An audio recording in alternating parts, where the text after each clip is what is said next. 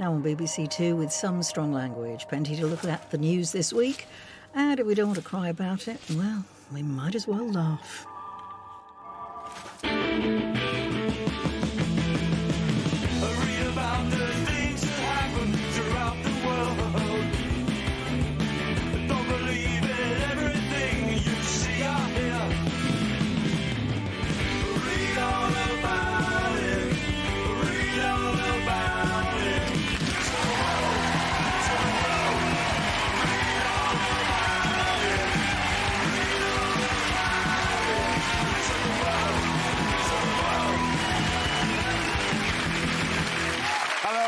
Welcome to Mock the Week. I'm Dara O'Brien. Joining this week are Ed Gamble, Ishan Akbar and Sindhu V, Rhys James, Hugh Dennis and Angela Barnes.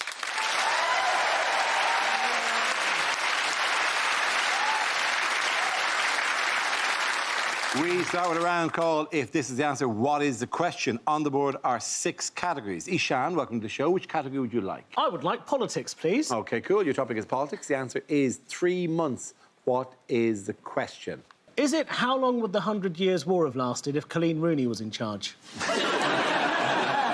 Is it how long will we have to wait between every general election from now on?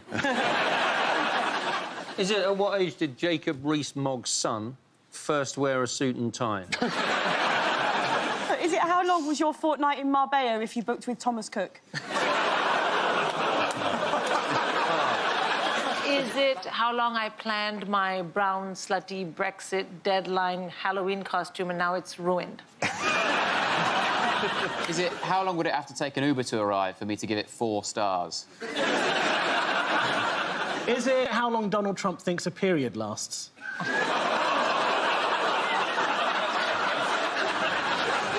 Is it for how long did my nan call me mate so it was less of a shock when I wasn't in her will?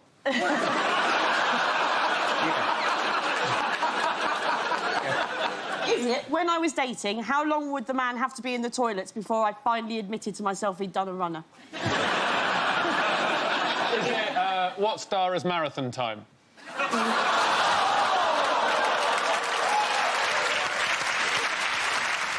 Is it how long does Prince Harry take to reply to a text from William?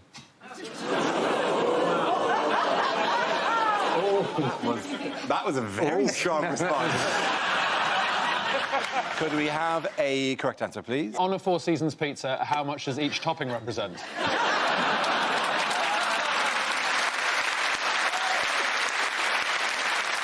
What is the actual correct... How long will the Royal Mail take to deliver postal votes over Christmas? I think it is how long an extension have we been granted by the EU? Absolutely right. Thank you very much. Yes. The question I was looking for was, how long is the Brexit extension that the European Union has granted to the UK? This is the news that the EU agreed to delay Brexit until the 31st of January, which Prime Minister Boris Johnson accepted on Monday before calling a general election for the 12th of December, thus forcing us to cancel our Farewell Europe Mock the Week special, which we were planning to do tonight. And hello, election! So that was that, yeah. So are we looking forward to this sudden change in gear? Well, you can make it Christmassy. Like, I'm going to turn up to the polling booth on a donkey. Also, instead of an advent calendar where you open the door and get chocolates, you can just have one where you slam the door in the face of campaigning MPs. It is a really... I mean, it's a genuinely stupid time for an election, because the day after Thursday the 12th, Friday the 13th. Oh. And it's, you know, nothing can go right on that day, can it? It's no, be are you telling me that, you know, that British politics might encounter a period of bad luck? It's been going so smoothly for the last 3 years. I'm slightly worried it's happening so fast, though, because I don't think that gives Russia enough time to interfere. It's been ridiculous, because obviously we have to keep voting. We have to keep voting. Yes. Because there was a vote, and we have to make every vote fit that vote until... Because, you know, we can't change that vote, but we can do other votes. And we do the other votes until we get the other votes that agree with that vote, because that vote is like we bought a set of cushions and they don't match the rest of the house, so repaint the rest of the house. Is that... Can I just double-check something? Is that picture of Boris, is he on his way to die in the ditch, or... To be honest, he looks like he lives in a ditch anyway, doesn't he? So he might have just been Queen saying, "I'd like to die peacefully at home." I'm also surprised that the folder he's carrying is actually black. I thought he had a problem with that. I was just thinking, they've said that because it's a Christmas election and it's going to be so soon, they're worried there's not going to be enough space, so they're going to have to go into schools. And all I can think is they'll cancel some school Christmas concerts. That's 2 hours of shit I don't have to sit through. But that's the problem, is it? They can't do it in schools because it's going to clash with nativities, and no one knows exactly how many of them Boris Johnson has to go to. But I do think also that a Christmas election or campaigning up until Christmas will really suit Jeremy Corbyn. Because, you know, he's got that whole kind of skinny Santa look. And also, he can go around and legitimately ignore Jewish people.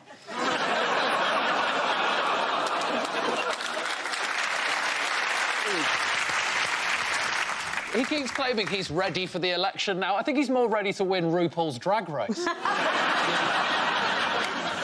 They were pushing for the election earlier, weren't they, Labour? Because they were worried about the student vote. Yeah. Because all the students are leaving after the 9th, so they won't be in their town so they can vote. But I think it balances out, because a lot of the old people are going to be taken by the harsh winter. It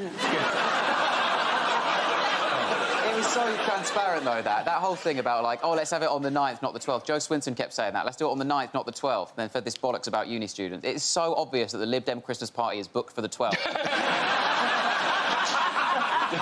The deposit at Café Rouge is non-refundable. Didn't Corbyn first say he didn't want a general election? And then he went back and said he did. And wasn't it Boris who said, oh, you can run, but you can't hide from the electorate? And I was like, why not? He did it so well in the referendum. What had to be paused after the Brexit delay, then? Life. I think it was the Royal Mint had... Is this right? Had minted... Yep. Oh, yeah. Something like 3,000 50p coins commemorating Brexit with the date on them. And that's a mistake. But you do think... I don't know why that's such a big story, because 3,000 50p coins are worth £1,500. How bad do they think the economy is going to be? They've said, haven't they, one of these 50p's now, if you manage to get hold of them, one of these 50p's is going to be worth £800, which is ironic, because after Brexit, £800 will be worth 50p. This reminds me of the time that my family had to get rid of a load of uninflated 90th birthday balloons. Right, look, every week you tweet in saying, bring back Frankie. What do you want? Part of me wants to watch the melting of the 50p's, because there'll be a point, won't there, where the Queen just looks like Princess Anne. It does not look like Terminator 2. The Queen melts like the Terminator in Terminator 2 and then re-emerged. No wonder she's doing well for whatever age she is now, because she's a Terminator, it turns out. That makes sense when you find out her full name is Elizabeth II Judgment Day.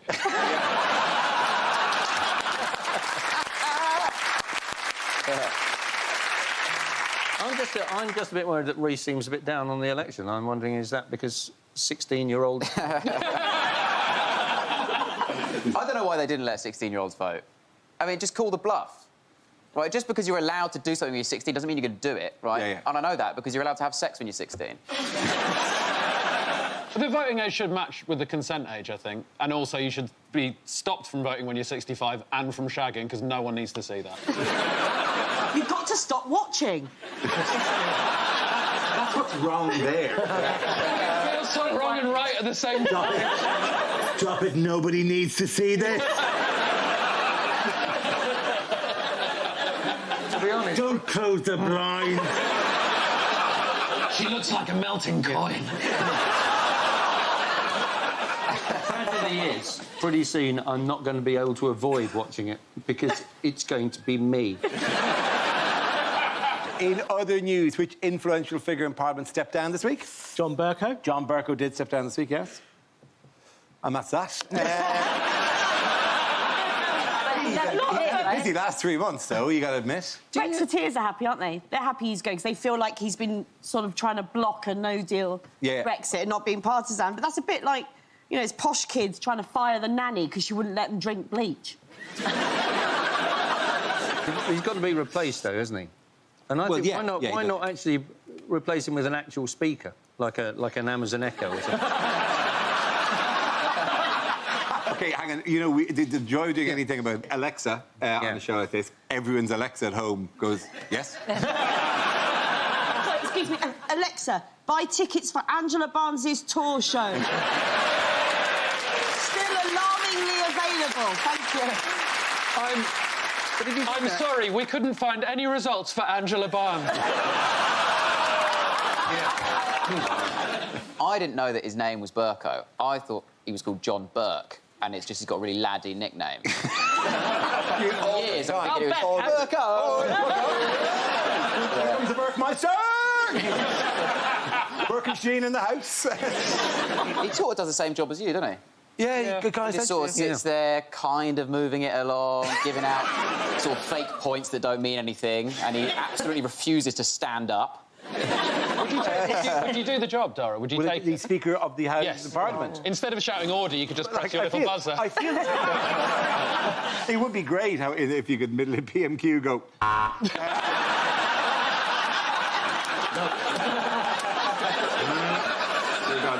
You're done. Yeah. Can I just the next round is...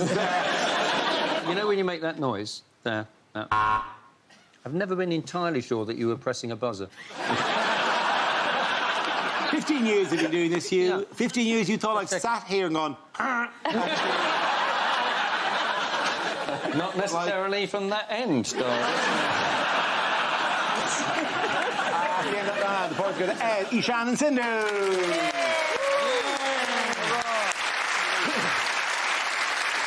Now we play a round called I'd Leave That for 3 months if I were EU. This game involves Ishan Akbar and Angela Barnes. If you could make your way to the performance area, please. Go. This round is a stand-up challenge. I launch the wheel of news, and wherever it chooses to stop, one of our performers must step forward and talk about that subject. OK, here we go. Let's spin the wheel. The first subject is identity. Obviously. So just before I start, I just want to clarify, I'm not actually anyone's GP. We were having a nice time of it. I went to Hamburg recently, and the Germans, very interesting people. They're very interested to find out about where I'm from. And the way I knew this is they come up to me and they'd go, "Where are you from?" And I'd say England, and they'd go... And obviously, they're shaking their head because I'm brown, and the reason I'm brown is because my dad's from Pakistan and my mum's from Bangladesh, which means I can make a fantastic pair of jeans. With a Pakistani dad and a Bangladeshi mum and me being born and raised in England, I'm very much the ultimate colonial baby. You guys heard of colonialism? A sea of white faces staring back at me, eh? I remember asking my mum to describe colonialism to me. She said, "Oh, yeah, colonialism, not that big a deal. Think of it as a gap year that got out of hand." Which I thought was a lovely description, but I really enjoyed growing up in a mixed Pakistani-Bangladeshi household. I got the benefit of various experiences. For example, all the gastronomical experiences. Thursday night, curry night, like every other bloody night. But I'll be honest, the thing that was tough about growing up in a mixed Pakistani-Bangladeshi household was the racism from my parents to each other. They spent their whole life advising me not to marry the person from the other nationality on spurious racist grounds. So my dad would be like, "Never marry a Bangladeshi, they stink of fish. And they can't swim." My mum would be like, "Never marry a Pakistani, they fix cricket matches. And they killed 3 members of my family." I'm like, wow, you went with the cricket matches first? But growing up, right, I felt like I had to choose a side. And in truth, I never really exhibited the characteristic to choose either. For a start, I was too good a swimmer to be Bangladeshi. And I never actually acted on the impulse of finding my cousin attractive to be Pakistani. Even though he is really fit. Thank you very much, Ishan.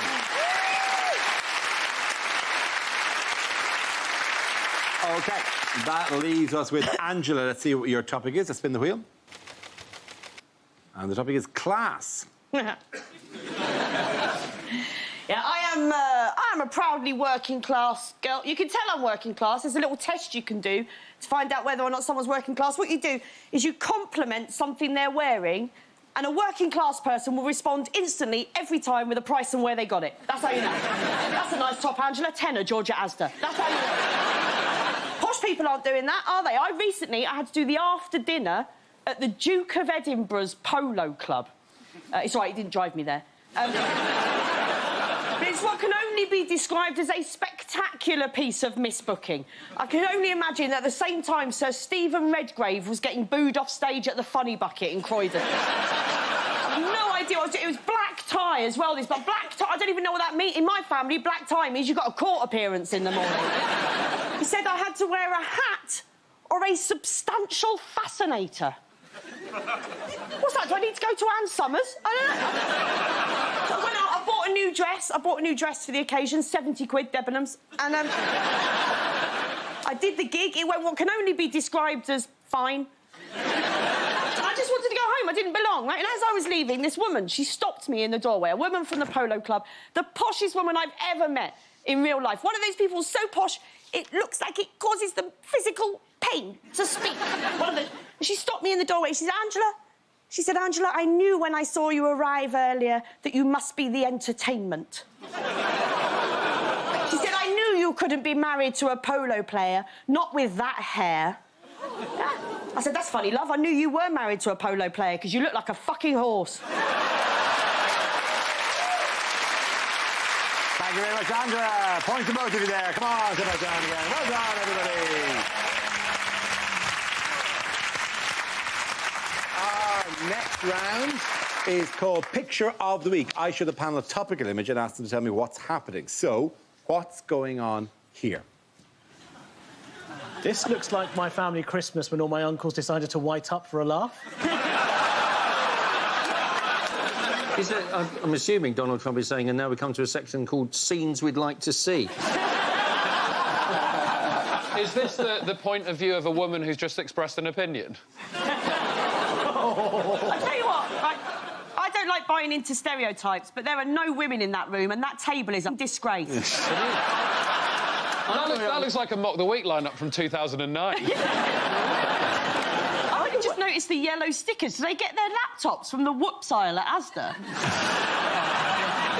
Is this from a BuzzFeed article called You Won't Believe What Happened to the Characters from Street Fighter?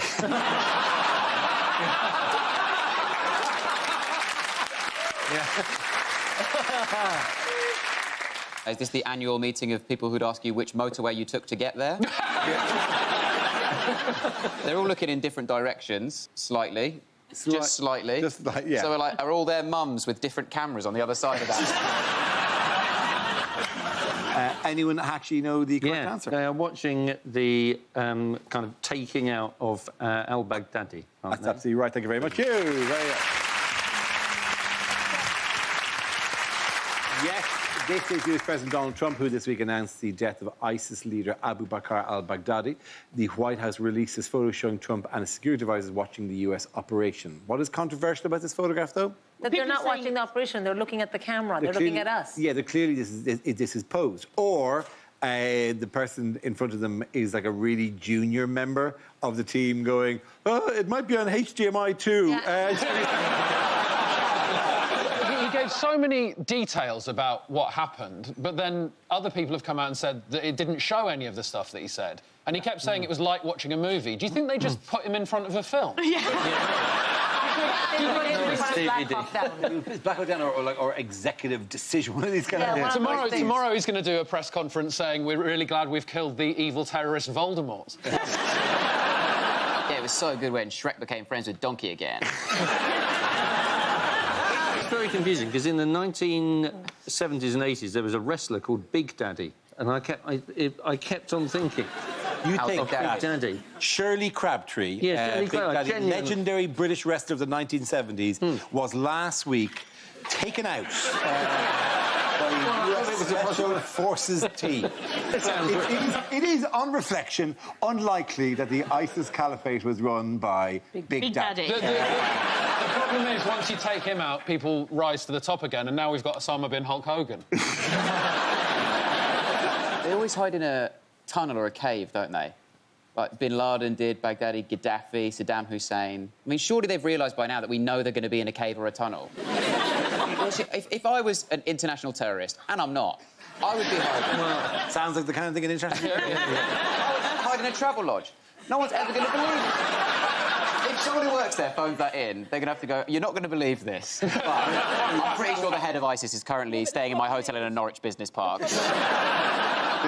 Who emerged or who was sold as the hero of the hour? Well, this was the dog, wasn't it? It was the dog, This yes. was the dog, and this is what I didn't understand. He said that, you know, al-Baghdadi had died like a dog, and then he talked about how great a dog was. He said he described the dog as two things, as being brave and talented, he said. Yeah, no, he said talented and beautiful. Beautiful. And, you know, when I heard his voice, he was saying talented and beautiful, I was like, oh, my God, he's talking about Ivanka, as usual. And then I was like, no, this is a totally different kind of bitch. Yeah. One that's much more useful for the United States. The photo was a bit unfair. Because it's like they'd done a whole serious photo shoot and then they've used the one right at the end where the photographer said, now do a silly one. It's mad that 1 minute they're doing such an important job, then the next minute they're scooting their arse across the carpet. But, you know, that's Trump. So this is...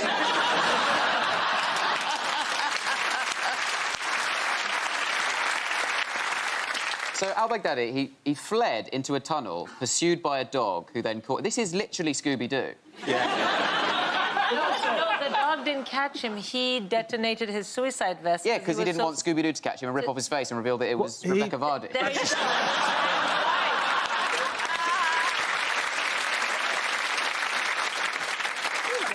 go. In other news... God, I feel there's more in that.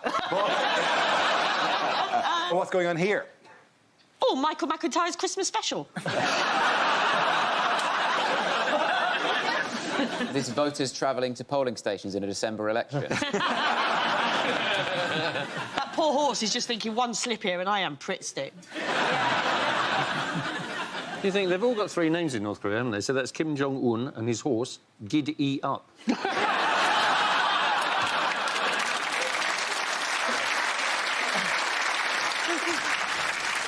Is it a picture of me going to my wedding?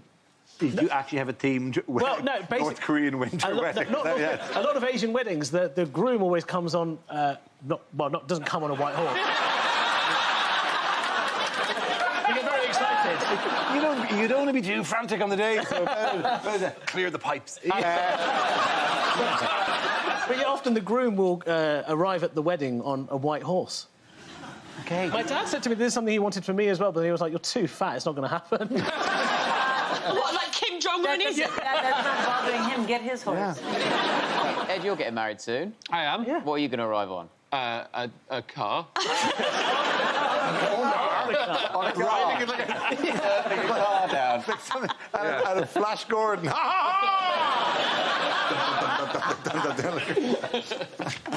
No one cares how you arrive. Well, it's OK, because none of you are invited. Yeah, we know. And...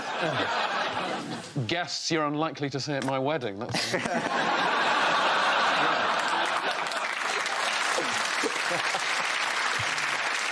And definitely no one that looks like us will be there either. No. Oh, no, we'll have staff. Well,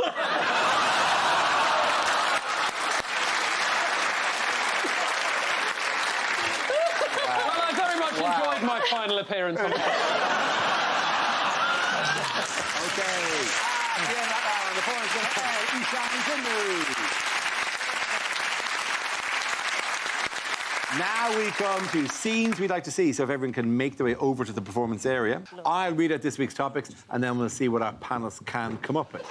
OK, the first subject is things you wouldn't hear over a tannoy. We apologise for the delay. Fuck knows when Brexit's happening. The train on platform 3 has been cancelled because it said something racist on Mock the Week.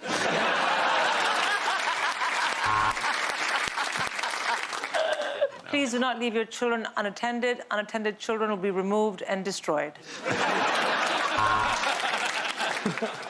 And if you look out of the window on your left, you will see Christ the Redeemer, because I've crashed the plane and this is the afterlife. This is cashier number 5. Can I get a price check? Can I get a price check for 1 large tub of Vaseline and 1 cucumber? Oh, it's OK, he's gone. In a moment, the flight crew will remind you you're in a metal tube which can fall out of the sky. Please pay attention as they tell you about a whistle that in no way will save your life. This is a reminder to smokers, this is a no-smoking flight, and this is a reminder to vapors, you don't look as cool as you think you do.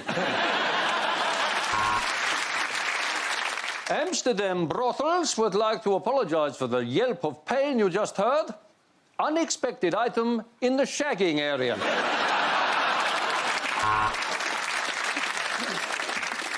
Hello, this is your pilot speaking. Just to prove that I am not too drunk to use the tannoy, Jeff. Just a reminder that when we asked you to report anything that doesn't look right, we meant sort of like terrorist stuff, not just a baby wearing ripped jeans.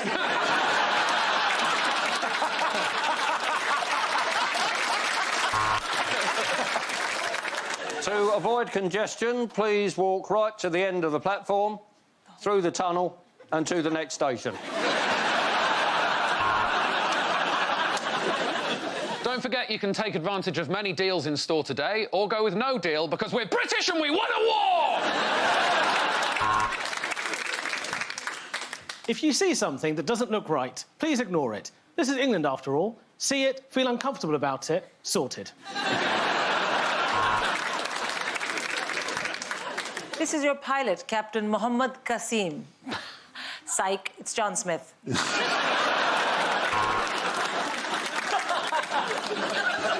This is an announcement for the man in the petting zoo. Heavy petting is not allowed. Get your tongue out of that llama. And we've just pulled out of Paddington. Nobody expected the third film to end that way.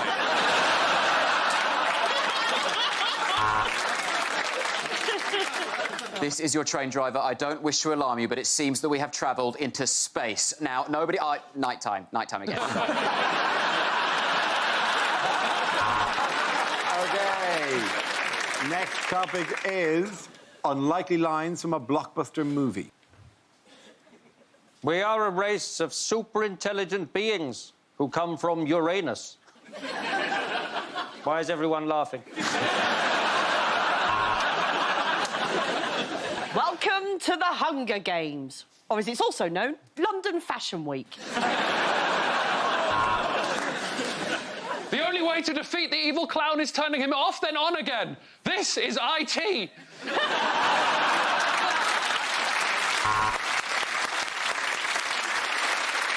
Look, Rose, the way I see it, the ship is sinking and we're all going to die, so bum stuff?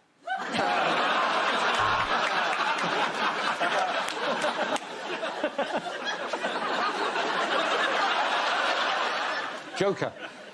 A comedian becomes psychotic because people don't find him funny. Just a little warning, that's all.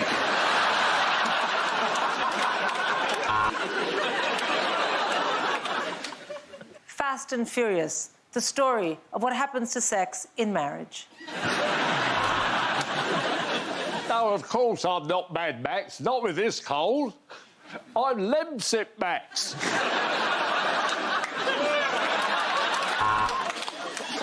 Oh, shit! Oh, that hurts so much. God, I hate living in Lego World. There's only one superhero who can get into this frozen meal. Leave it to Thor.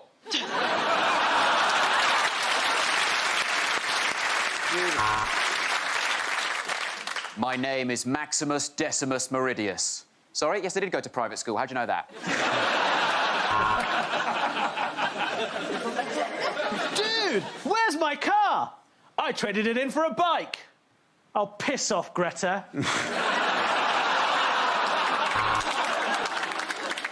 I don't like to call it the One Ring. I refer to it as an unexpected item in the Baggins area.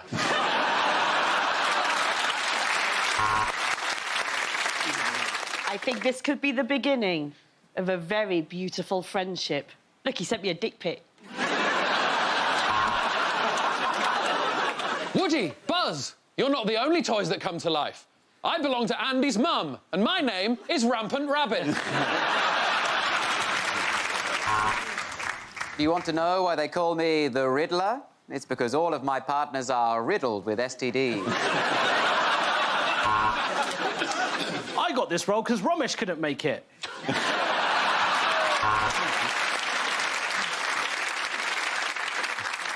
I got this role because Nish couldn't make it. At the end of that round... At the end of and the points go to Ed, Ishan and Sindhu.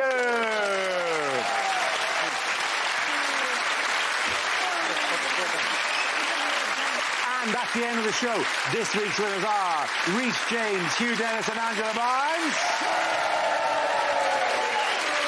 Commiserations to Ed Gamble, Ishan Akbar and Sindhu V. Thank you for watching. I'm Dara Breen. Good night. What does the word feminist mean to you? Not necessarily scary. Could be inspiring, says one man. Tom Neenan is Not All Men on the BBC Sounds app.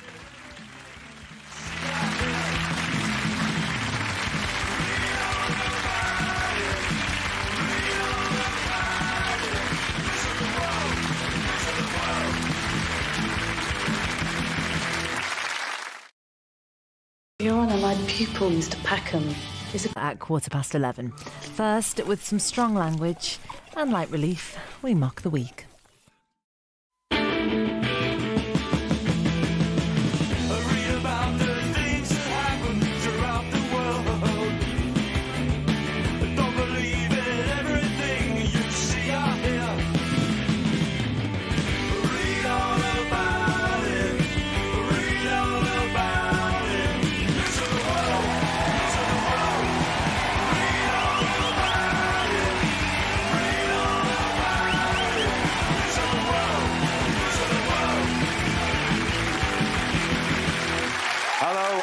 Welcome to Mock the Week. I'm Dara Breen. Joined this week are Nigel Ung, Susie Ruffle and Ed Byrne, Rhys James, Hugh Dennis and Olga Koch.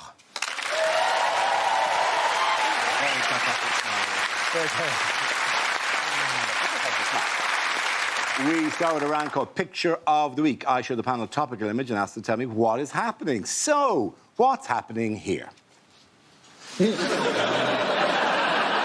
It's Nigel Farage, clearly, isn't it? And hopefully he's holding his breath until we leave Europe.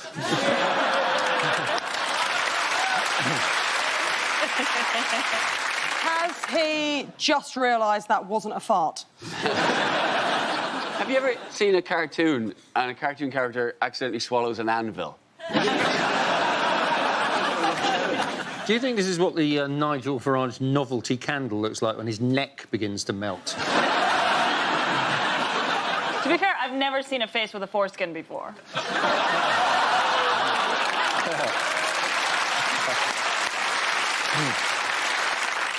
I've never seen a foreskin. He looks like he's just come out of a toilet he's left in awful smelling. So is he saying, I'd leave means leave it a minute if I was... Do you think that is the face he pulls when he's asked about any of his other policies? Yes.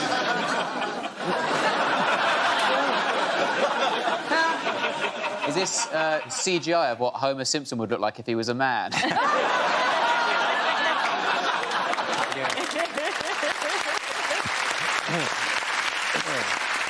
they have the correct answer? Yes. That is Nigel Farage in front of a poster that says Brexit Party. Thank you, Hugh. Yes, this is Brexit leader Nigel Farage, pictured at the party's general election campaign launch in Westminster. This week, Farage announced that his party will field more than 600 candidates, although he himself will not be standing for election. What did you think of his strategy, of his launch? Well, it's weird, because he's saying that he's going to field 600 candidates, but he's not standing himself, and he also won't tell us any of their names. I'm going to wager that all of these 600 candidates look a lot like Nigel Farage wearing different hats. He also, I don't think this can't be right. He can't be that much taller than everyone else. That's why they're standing, isn't it? Because a lot of these are like, the average age of them is like 70. So they're just doing it because they know that Parliament's got central heating. Yes, so 600 candidates. Not himself, though. No, he's not standing. But he should be made to stand on the basis that the whole thing is his fault. He should be made to stand on the he who smelt it dealt it. He shouldn't be in politics. He's a radio DJ. What has he got to do with it? That's his job now. Imagine if Tim Westwood had this kind of influence. Imagine if Tim Westwood was like, I'm going to get 600 of my crew, baby. We're going to... Brexit means Brexit.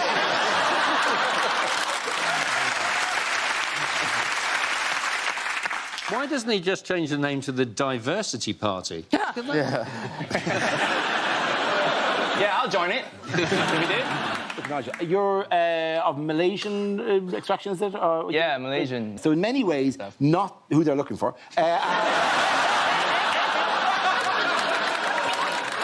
thinking Wild Death, right?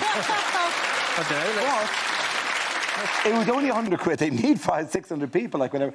And your name is already Nigel, which strikes me as an unusual. I know. Why Nigel, by the way?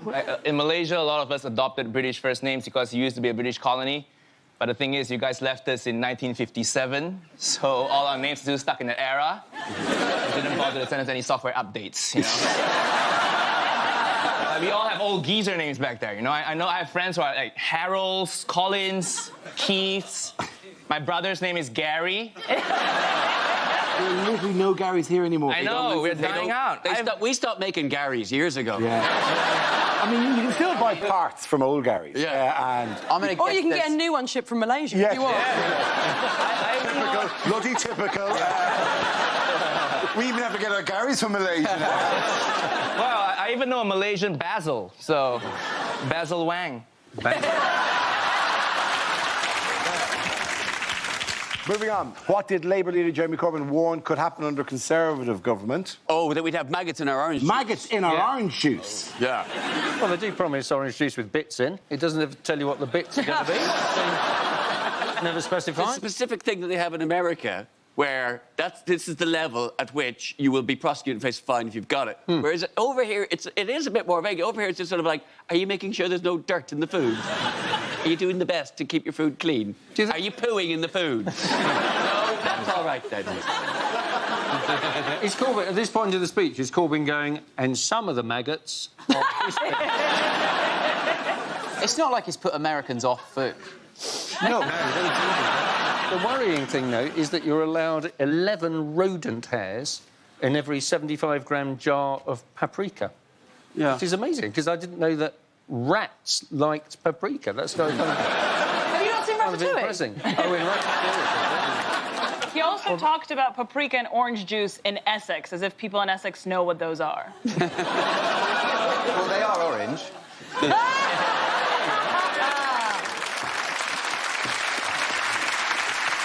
Well, it's also hard to get horrified when you've been eating horse meat in your lasagna for years. I mean, didn't do us any harm, the horse meat lasagna. It was absolutely delightful. Yeah.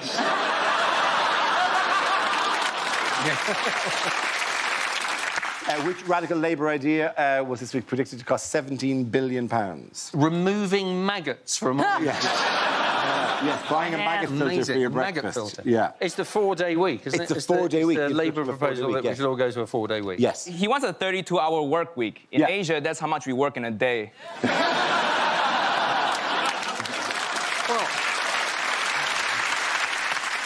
I just think he's doing this because he thinks he's actually going to win the election and he can't do Fridays. Fridays is when he batch cooks porridge and does Zumba. What happens to schools? What happens to Do schools? the kids still have to go to school for 5 days? Oh, the kids, they kill everything. Jesus. OK, moving on, though. Moving on. How has the Conservative Party's election campaign gone so far? Oh, man. You know, it's important. It's important to the show that we at least appear to be fairly impartial, no matter what our personal politics are. But, God, it's hard. When the Conservatives have basically spent a week throwing up on their own shoes, and then somebody else going, no, those shoes are supposed to have sick on them.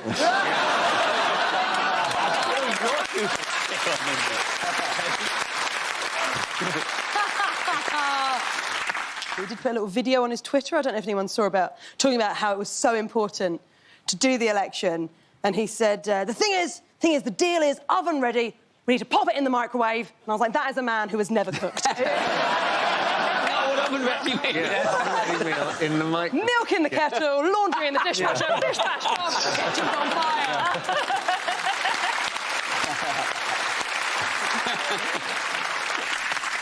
And then there was the Keir Starmer video, which was an astonishing thing. Why would the EU give you a good deal if they know that you're going to actively campaign against it? Well, Which is Piers, clearly what most of you are going to be doing. Well, Piers, I have been talking to the EU, to political leaders across the EU 27 countries, for 3 years. And then it went on, and he gave an answer which is standard enough. And then the following day, the Conservative Party released this as if this was the actual video. Why would the EU give you a good deal if they know that you're going to actively campaign against it? And just recut it to make it look like he had nothing to say, and put the music from The Apprentice underneath it. Well, I think it was on radio they were accused of doctoring it, and James cleverly went, no, we didn't doctor it. It was not doctored. It was edited. Distinctly different things. Yeah, but that's just because you can't get a doctor at short notice. The point is that, as Piers Morgan said to them at the time, he said they could have just left it as it was and it would still show he didn't have a clear message on what the Labour Party's policy on Brexit was. And what I really hate about the Conservatives for doing this is they've just made me agree with Piers Morgan. I mean, obviously the video is doctored, as are all videos of me on the internet. Thank you. Now I'm definitely Googling that. OK, in other news, why is the announcement of the first televised election debate already caused controversy? Well, they didn't invite the leader of the Lib Dems. They didn't. No, they didn't. Because they couldn't remember who it was. The Lib Dems are the Michelle of Destiny's Child of British politics. Whereas, like, and that one, you know. But also, Joe, if you're watching this, BYOP, bring your own podium, just like on this picture. I wasn't booked for this show. Midway through the election. Excuse me, excuse me, excuse me. He walks in.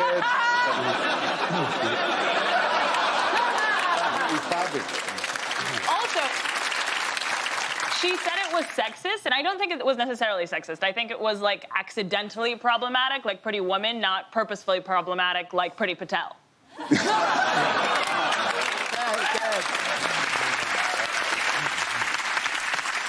It's just because ITV is the channel of the grand final, isn't it? That's what ITV is. X Factor. Right. They're just trying to do it like the X Factor model, do it like the final, just having head-to-head. Right? It's not that different to the X Factor final, really. On the X Factor final, you sing the song that you're going to release if you win. On the debate, you say the policies you're going to implement if you win. The whole thing's decided by a public vote, and if you do win, then you get a 5-year contract and you go straight to number 10. At the end of that round, points go to Ed, Susie and Nigel.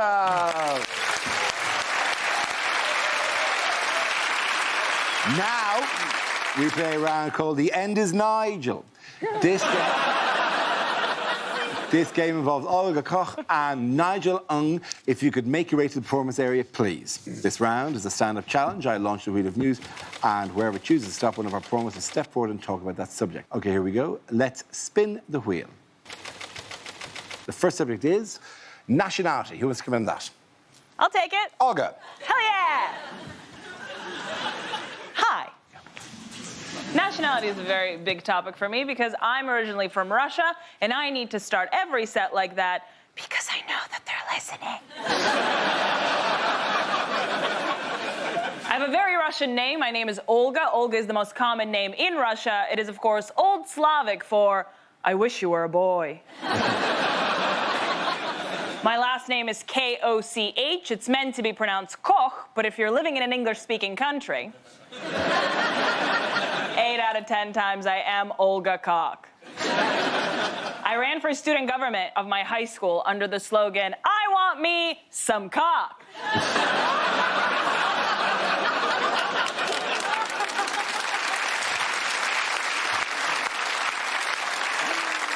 And I won.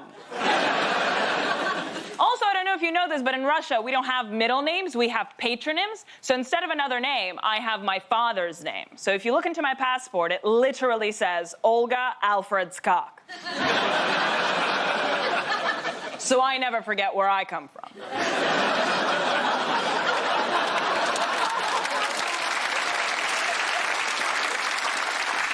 I was born in 1992, shortly after Russia elected its first ever president, which started a very long history of Russian people electing presidents all over the world. Thank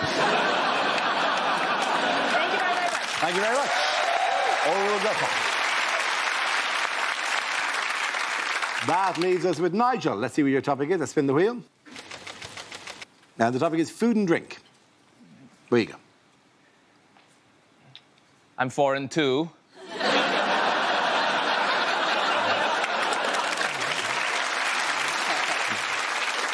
Yeah, I get the immigrants to do it. It's cheaper, you know? I'm from Malaysia originally, and I moved to the UK 4 years ago, mainly for comedy, and so I can drink tap water and not shit myself. Yeah. Favorite part of the country, by the way. Pretty great here, right? Tap water? Yeah. Ironing my shirt today, got a little bit thirsty, just spray some ironing water straight into my mouth. No malaria, nice.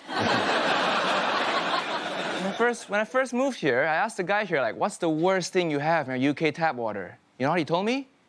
Lime scale. Well, what the hell is lime scale? Does it give you a headache? Does it make you vomit? He said, no, just makes the inside of your kettle a little bit white.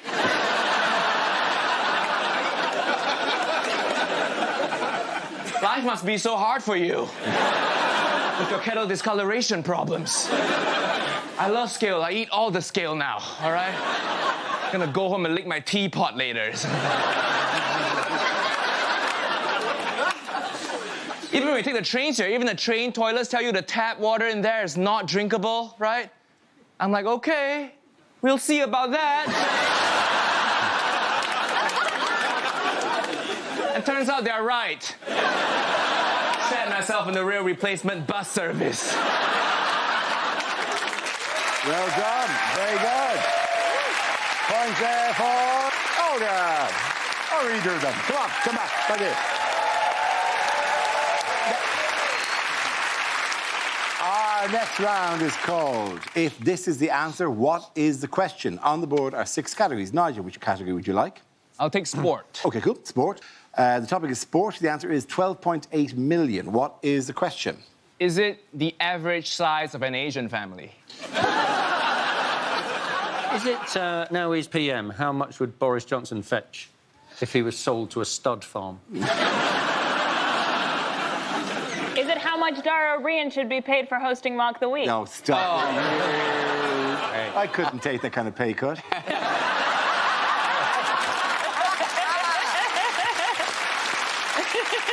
My children need wine. Is it how many times when trying to buy alcohol have I had to say the phrase, would a 17-year-old have a nectar card?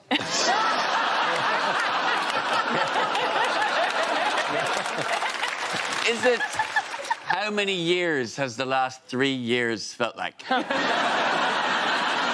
Is it, if Amazon made 12.8 million, how much would they have left after they'd paid their tax?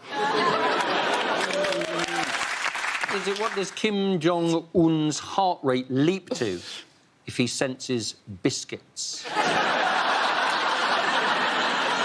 Is it how many men on Twitter will see my Olga cockpit as an invitation? Is it not just men. Bring your own cock. I always do.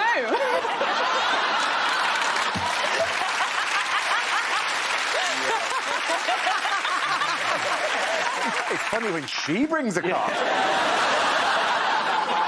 Yes, I bring the place I brought my cock and didn't get a laugh at all. All right, what is the actual question? Is it how much does Lewis Hamilton claim back in petrol receipts at the end of a Formula 1? Is it how many people watch the rugby? Absolutely right. Thank you very much, Julie. Very good.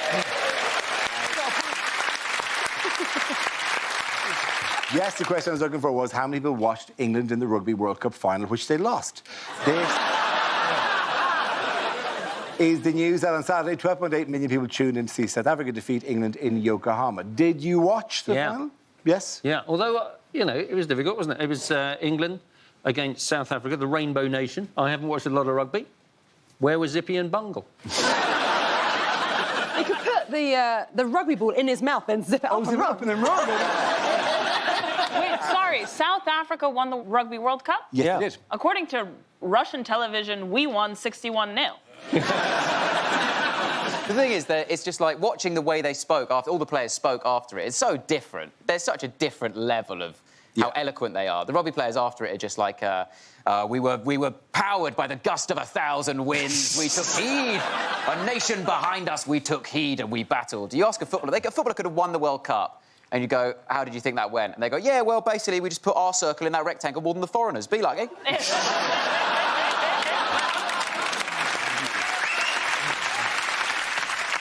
I like that this was held in Japan, you know, because this is probably the first thing Brits have seen from Japan that's not porn or Godzilla.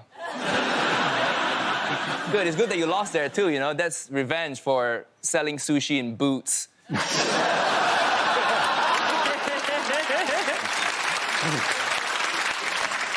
Are you saying that the sushi in boots isn't very good? The thing is, if you're buying sushi, but you can also see tights, that's when you know it's not good. Yeah, condoms, lube, sushi. Yeah. Is that why you want to get it? Well, maybe.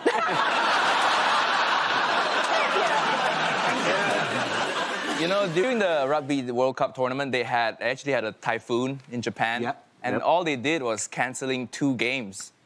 And remember last year when you had Beast from the East? You cancelled February. If there's any rugby fans watching this wondering why we're not taking it seriously, comedian is the job you do when the rugby players bully you. In other news, what prestigious position was filled in the House of Commons this week? Order! Yes. The Speaker of the House. Who's the new Speaker? Sorry, I just wanted a drink. Oh, sorry. Who's the new Speaker of the House? Lindsay... Hoyle. Girl power! No! Gutting! Absolutely gutting! He's got all these pets, hasn't he? I read that. He's got all these pets. He's got a parrot called Boris, which is named after Boris Johnson, as if to say he just repeats stuff all the time. He's probably got a snake called Gove, because he's a backstabber. He's probably got a cat called Corbyn, because cats can't decide if they want to be in or out.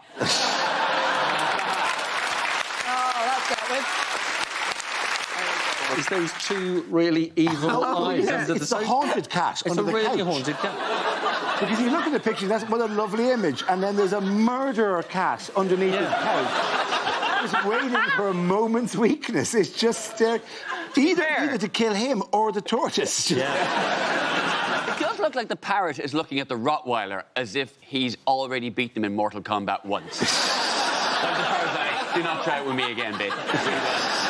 It's just eerie. It's like one of these things where at the end they go, no, there's no. I don't know the black. There was a black cat here back in the 40s, but it's dead now. What is the dog whispering in his ear? I want to know. There's a cat under the couch. Don't be stupid, Mr. Dick. There's a cat under the couch. It's not even nice to think that they just wanted a photograph of him, but they left the back door open, and animals just come towards him. Like a Disney cartoon. He just went... I know nothing about the bloke, but I'm almost certain he's got a Hoover that does animal hair. That's all I'm saying. Also, one thing I know about him, his house fucking stinks. In other news, what's going on here? Oh. It's an elephant fucking a car. Do you know that is very dangerous, because if the car goes around the corner, that elephant is going to come off. I feel sorry for him. It's embarrassing. He's been caught having sex with a car. I mean, he's never going to forget it. You know that? To be fair, the car was totally asking for it with the windows down and everything. Is this the world's most difficult to claim insurance? For reason of damage? Yeah, thank heavens there's a photograph, because really, in 80 words or less... Does this count as a major or a minor on your driving test? Well, your 3-point term was exceptional, but an elephant did shag the car. If the answer to the question, what you gonna do with all that junk inside your trunk? It's really weird, is that if elephants never forget, clearly somewhere in his past he's had sex with an elephant that looked a bit like a Lexus. Well, might have been an escort. What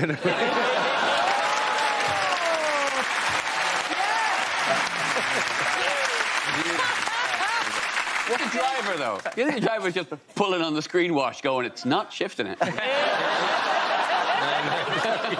You think it's opening the roof of the car and trying to suck its tits or something? impressed that you think the way to do this, if we can just get the elephant off quicker. Oh, come on. You grab that, I'll tweak his nipples. We'll all get out alive.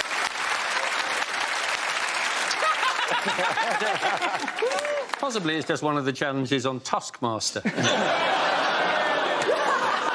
Yeah, you could say they're having a whale of a time. What are we doing?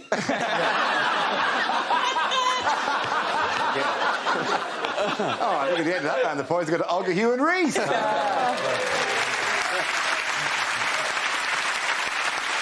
Now we come to scenes we'd like to see. So if you could all make your way over to the performance area, please. I'll read out this week's topics and then we'll see what our panels can come up with. OK, here we go. The first subject is unlikely things to hear in a religious programme. Mary, shag, avoid, Father, Son, Holy Ghost. Does Jesus save? Let's check the VAR.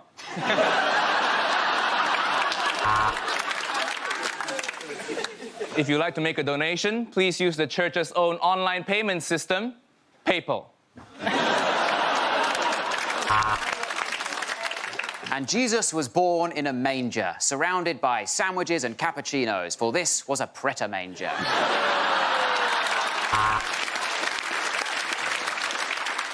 Can we all stop calling Andrew Scott the sexy priest from Fleabag? Every priest is sexy when you've had enough altar wine.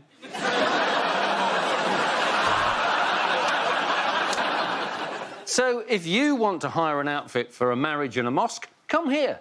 Mosque Bros.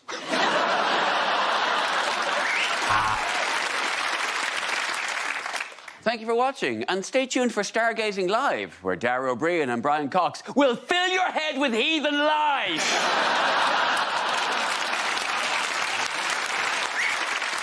And there's the priest wearing a special new dog collar for the event. Welcome to Fetish Week on Songs of Praise. Welcome to the show in which a man wearing a turban will help you when you can't get through the chain barriers. This is Seek Assistance.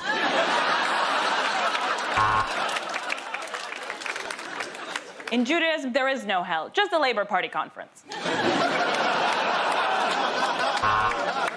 Well, due to a typo on the programme this morning, we have a bishop, an imam, and representing the Jewish community, the Chief Rabbit.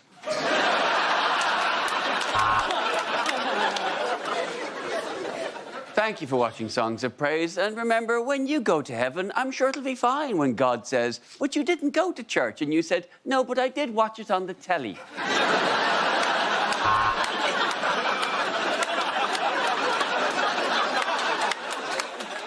And then it rained for 40 days and 40 nights, which I can only assume had something to do with the homosexuals. And Jesus fed the gathering with the 5 loaves and the 2 fishes, apart from the vegan with the wheat allergy who had to bring his own stuff.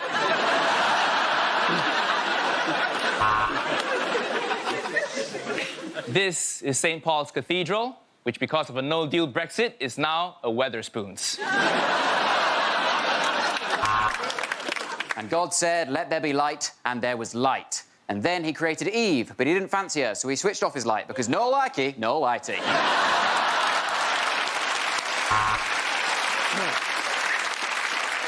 The next topic is things a sports commentator would never say. England have won the World Cup.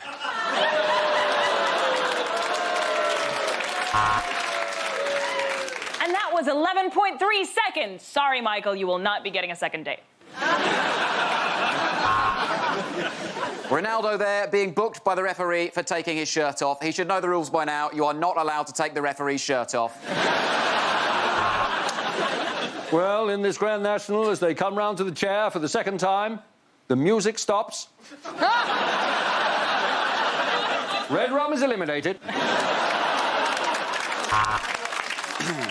And you join us now for the diving. Here we go. Oh, that wasn't very impressive. Oh, no, sorry. Oh, no, you join us here for the swimming. Right.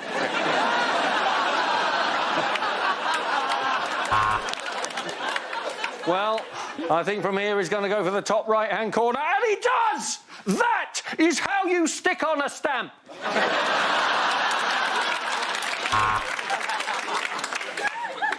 Judges, they're all very impressed. A textbook reverse tuck. You're watching RuPaul's Drag Race.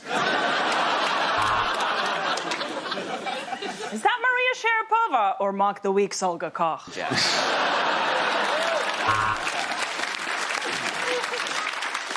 Thank you for joining us. We've got a very exciting afternoon of sport ahead of us, but first, the golf.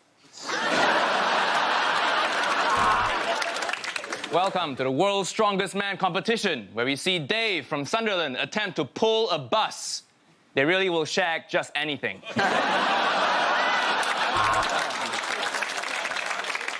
And now time for the gay horses. I mean, dressage. And he has rested the ball there perfectly on the cushion. This really is a lovely new saddle they've made for Lance Armstrong. Well, at the start of the day, I asked if he'd got the bottle. Now he has proved he has got the bottle. That is my bottle. Give me my bottle. Will it be gold? Will it be silver? Will it be bronze? Who knows what colour the Russians' urine test will be? Oh, and here they come, running onto the field, completely naked, wearing nothing but shoes. This is an absolute... Sorry? I'm being informed that horses always look like that. This is my first time doing the ground. At the end of that round, the points go to Olga Huon-Reis.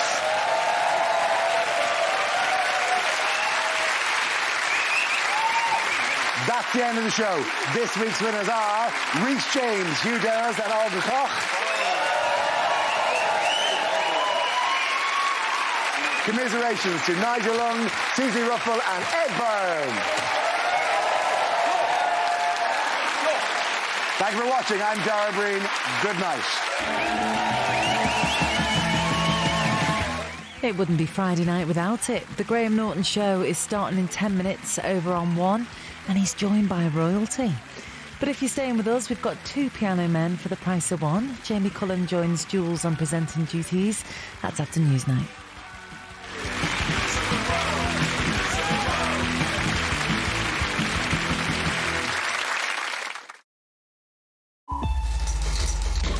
It's a double murder. He was the only one seen going in and out of the room. We have corroborating evidence, fingerprints, video footage from the motel. There's no reason Julian would...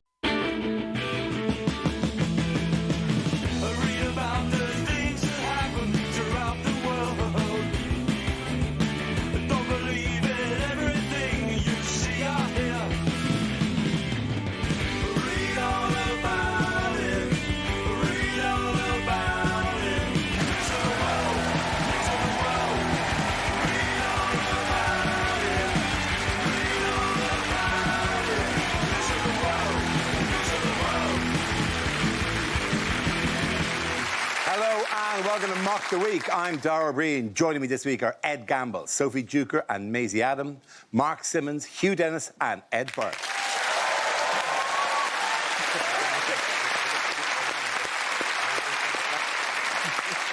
We start with a round called This Is the Answer, What is the Question? On the board are 6 categories. Mark, which category would you like? Please, may I have home news? You can, of course, have home news. Your topic is home news. The answer is pizza, clothes and sweat.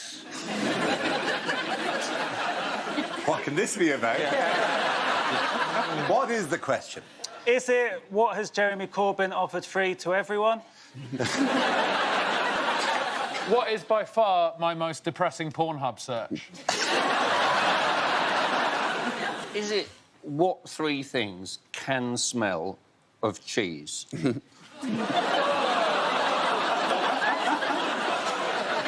Is it what 3 things has Jennifer Curie hung on to as keepsakes from her time with Boris Johnson? What 3 things is it usually a mistake to order online? Is it what will we use as currency after Brexit?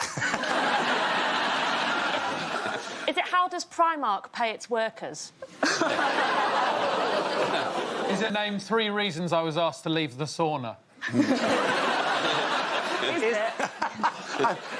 In that order seems weird. I mean, surely. And the sweat. You're all sweating. Is it what would make a better list of choices for Prime Minister than what's on offer at the moment?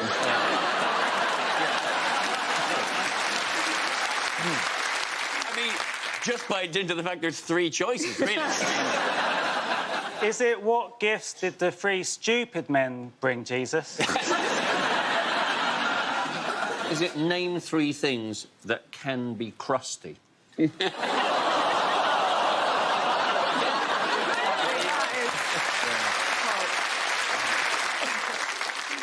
it what are my favourite kinds of shop?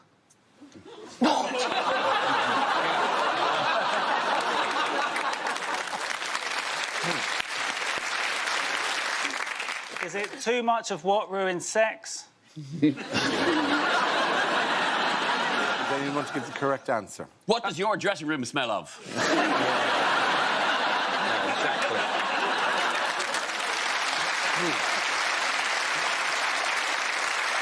Okay. Now you're going to say, well, what do clothes smell? How can they smell clothes? That's literally what's I smell clothes. Distinct aroma of clothes. Really? Smell your clothes. Yeah.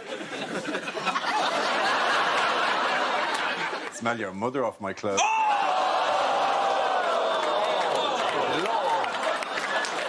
Well, isn't that nice? This is how I find out.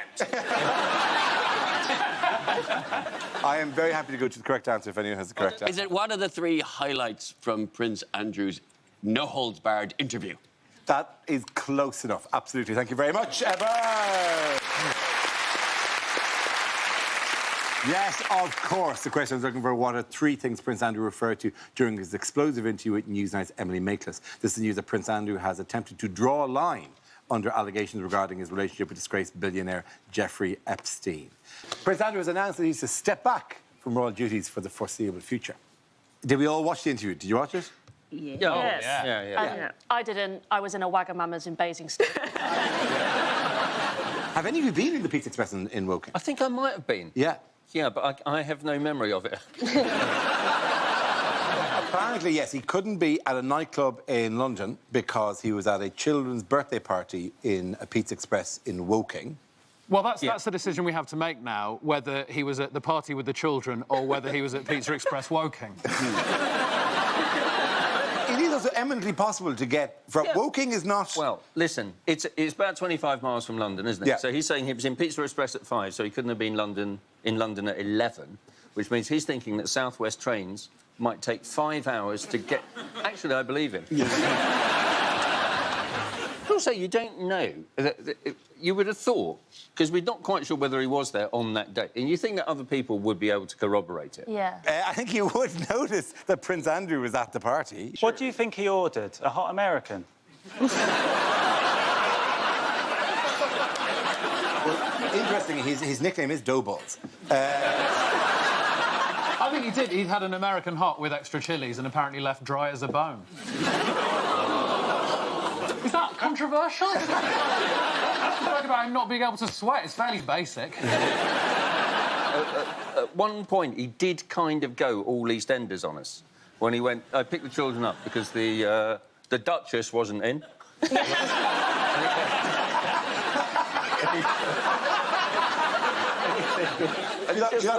Just talking about Beatrice, going, all right, Princess, you OK, darling? Do you think he thought he was acting well during the interview? Because there was a moment where there was a revelation and then he almost did like a double spit take. Like, he just went... It's like, you know when Scooby-Doo... January? You know when Scooby-Doo finds out that the mummy was actually the old fairground owner all along? It was... Weirdly, Jeffrey Epstein got away with it. He would have done if it wasn't for those pesky kids.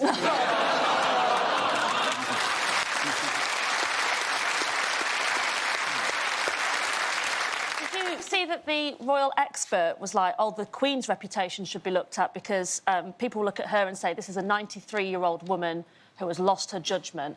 And I was kind of a bit like, that's what you take from that? Because we all know rule number 1 is blame his mum. As great as the Me Too movement is, Miriam Weinstein has a lot to answer for. Like... Do you think this could be a new thing for Pizza Express? Like, they're apparently not doing very well financially. Do you think they could just provide alibis for famous people? Do you think if Jimmy Savile was still around, they could just publish a picture of him with a Quattro Formaggi and he would have got away with it? Caught hanging out with a convicted pedo? We'll produce a receipt that says you don't know. Yeah. Oh, sorry, I have to say that Epstein was not a convicted paedophile. He was convicted of procuring sex with a underage prostitute. Because apparently there's a distinction. There was a woman on the news on the TV was making that distinction. It's not paedophilia. It's an underage prostitute. It's like those people who say, "Oh, I'm not racist for hating Muslims because Muslim isn't a race." Once you start making those distinctions, you're really not on the right side. I met a prostitute once. Yeah. Now, she asked me if I wanted a hand job. I said, how much would that be? She said, roughly 50 quid. I was light and gently.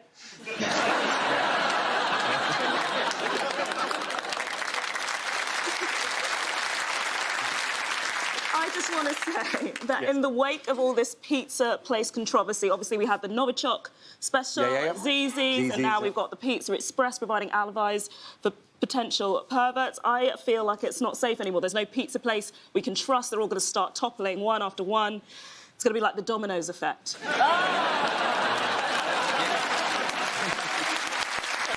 I've always said, if you want a pizza place that endorses the principle of consent, go to Ask.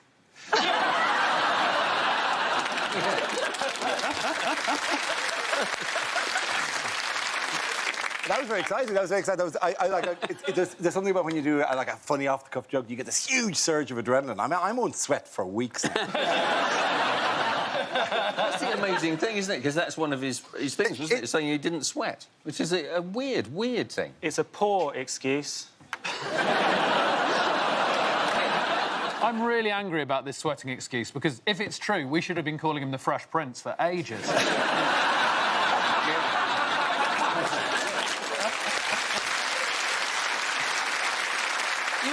You also think, don't you, that if he doesn't sweat, if he genuinely doesn't sweat, he's got to cool down somehow. Like, dogs don't sweat. Yes. So why aren't there a whole sequence of photographs of him going... To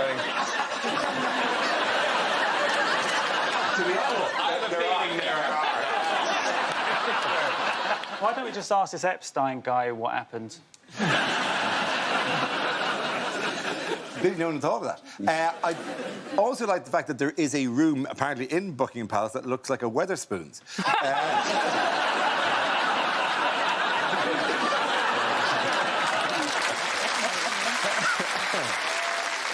I zoomed in on the table number and I ordered him a pizza on the app. I joined the Prince for curry night.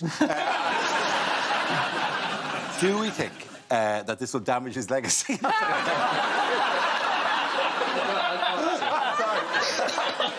I knew I wouldn't get to the end of the sentence of that. Is there anything in the message we send to princes, though, that we fill their heads with, you can walk up to any sleeping 16-year-old and just kiss them, and then expect them to behave normally? Is that society's problem here? I'm not really meaning that seriously. Well, it has really rather made, you know... It's made the phrase, one day your prince will come, sound more like a threat. At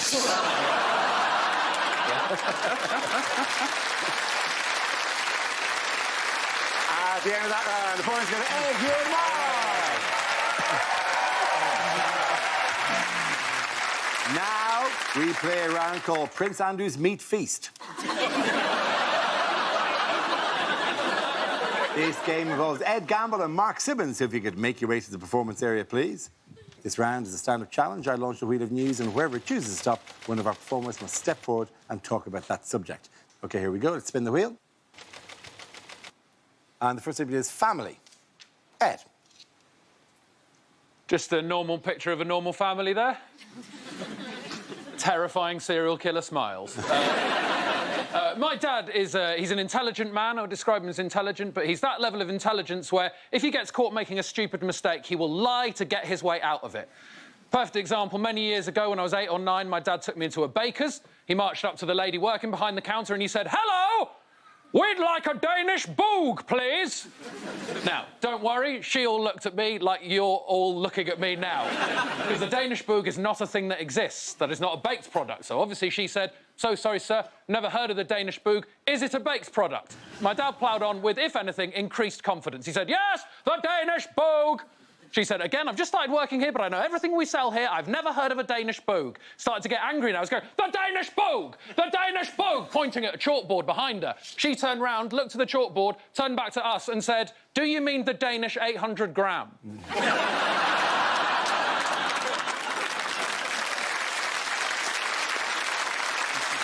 Now, I like to think in this situation, 99.99% of us would immediately go, God, of course I do, I'm so sorry. Not the boog, of course, I saw the A, I thought it was a B, I saw the G, that was still a G, to be fair. But the Danish 800 gram, that is the bread that I would like. It was a bread, by the way, not a massive pastry. Right, but here's how my dad chose to handle it. She said, do you mean the Danish 800 gram? My dad said, no, I mean a Danish boog. She snapped and went, well, I'm going to have to go and speak to the boss because I have no idea what you're talking about. My dad went all in on the lie. He was going, well, you better hurry up. It's not a Saturday without a boog. If I go back to my wife without a boog, she'll have my bloody guts for garters, thank you very much. And as soon as she left his field of vision, I will never forget this until the day I die, he leant down to me and said, we're leaving now. Thank you very much, Ed Gamble. OK, that leaves us with Mark. Let's see what your topic is. Let's spin the wheel. And the topic is relationships. So, a lot of people say comedy is the new rock and roll. Well, if you want to know how many women I sleep with, this week alone, last week alone... I am in a relationship. I messaged my girlfriend asking her to describe the first time we made love, and she texts back quite quick.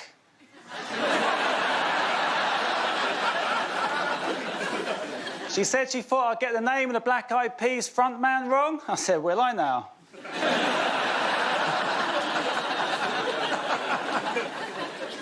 Honeymoon period. That's unlucky.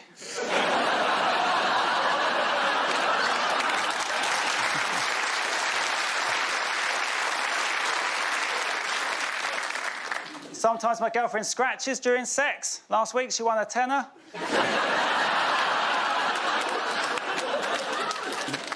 Sometimes she has a go at me during sex. We started doing it, and she was like, Mark, can we take off your socks? So I was like, OK.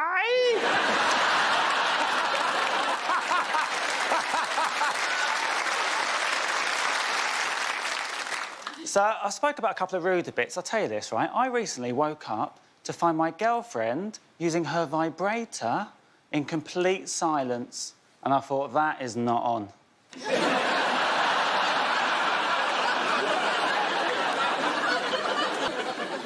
Sometimes I like to sleep in the fetal position, which isn't very comfortable for my mum. That's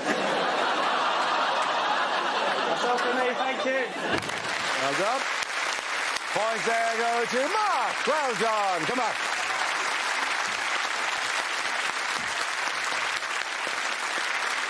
Our next round is called Picture of the Week. I show the panel a topical image and ask them to tell me what's happening. So, what's going on here? Stand back, hand me my skateboard. I'm going to grind these rails. Is everyone excited that he's about to step down?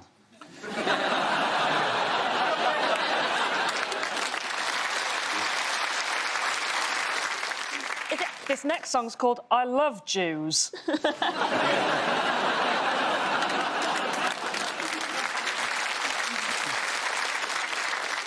The guy with the phone is really rubbing it in for the guy with the massive camera, isn't he? Yeah. He's going, you can get exactly the same technology on one of these now. Do you want the actual answer? Yeah, please. That's Jeremy Corbyn. Correct. Absolutely right. Thank you very much. Yes, this is Labour Party leader Jeremy Corbyn, who this week went head-to-head with Conservative Party leader Boris Johnson in the first televised debate of the general election campaign. What did you make of Corbyn versus Johnson? Oh, it was almost like Alien versus Predator. It was wonderful. I loved it. I mean, it was fine, but they didn't ask Johnson any of the tough questions like, where were you last night and how many children do you have? It'd be weird to bring that up as a topic within a debate. I mean, it's sure, you jazz it up a little bit. If they go, we're going to ask a question of how many children you have. I'm going to go to you first, Jeremy. Very much putting off the obvious. It is a weird thing to ask in a prime ministerial debate. Yes. It's also a weirder thing not to know the answer to. It's all meant to be about issues and stuff, and I did try and watch it in that way, but I actually became slightly fixated on Jeremy Corbyn's glasses. That And I was a thought, I pink can't, because one. you can't go on a national... It even ended like in the most Corbyn way, because did you see they were asked to say what they would get each other for Christmas? Yeah. And Boris finally said, oh, OK, I'll get him some jams. And then Corbyn, I think he thought it was cool, but it just looked really sort of childish. He was like, well, I make my own. Oh, you're odd.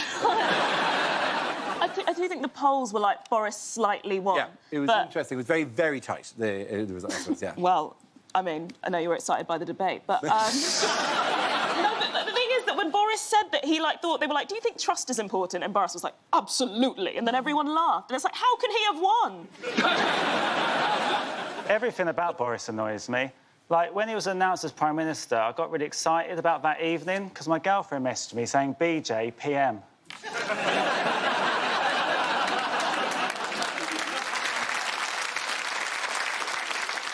The major parties have announced a host of big spending policies ahead of this year's pre-Christmas election. Let's do Labour first. What have Labour been promising? They're going to nationalise BT Broadband. Yeah, yeah. Well, just as soon as they get through to BT Broadband. I just don't trust Jeremy Corbyn talking about the internet. He looks like he still uses the Yellow Pages. Yes. Like, he probably calls an email a space letter. They're basically offering state-funded porn, aren't they, really? And if they ran with that, I'm definitely voting for them. They said broadband. They want to extend broadband for free across the country because you currently rank, I think it's like 26 out of 28 European countries. But in a few months, we'll rank 1 out of 1 non-European, which is a much better number to be. It's amazing, but the Labour Party want the government to be the body that you complain to about your broadband. That's amazing. They'll just be inundated with calls, won't they? And Labour Party particularly, because they've got a very bad complaints procedure. OK, I don't think people are going to ring them and say, I think my broadband is anti-Semitic. No, it's part of their giveaway. There is a thing that it is. We're in the giveaway part of the election. It is the crazy... The magic money tree has been found by every party. Every political ad at the moment, from both parties, should have one of those inflating things. Just vibrating behind them. Hi, I'm Chrissy Boris. Trains everywhere. Everywhere with trains. 40 hospitals.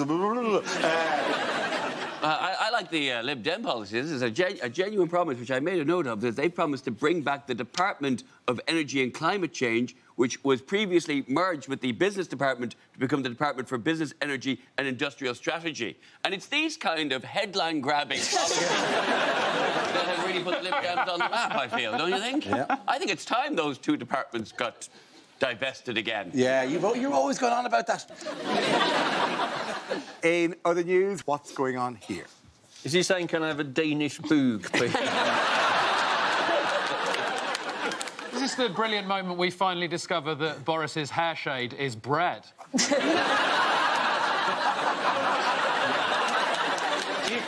Do you think he's buying a hard breadstick or a soft breadstick?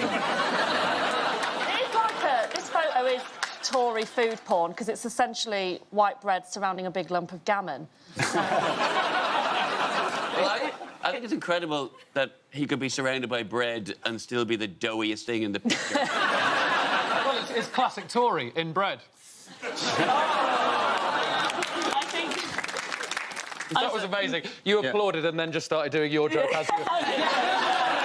Anyway, on to some proper stuff now. Anyway, I think this is a picture of Boris after he puts yet another bun in the oven. He's pretty much certainly going, I love baps.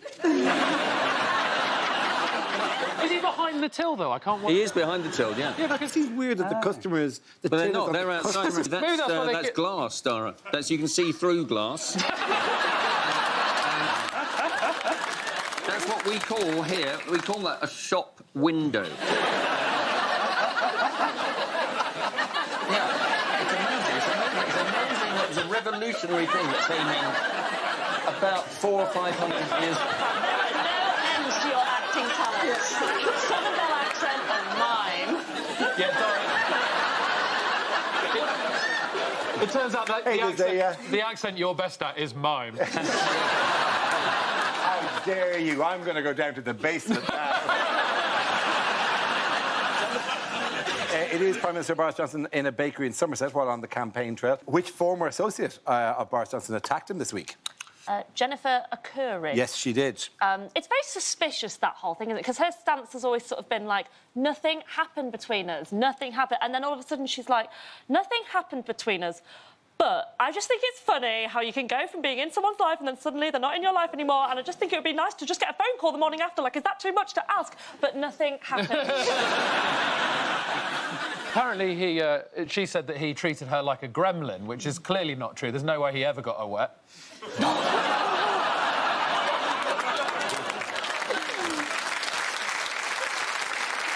It's also, I don't know what the truth of it is, but it's absolute proof that people are attracted to people who look like...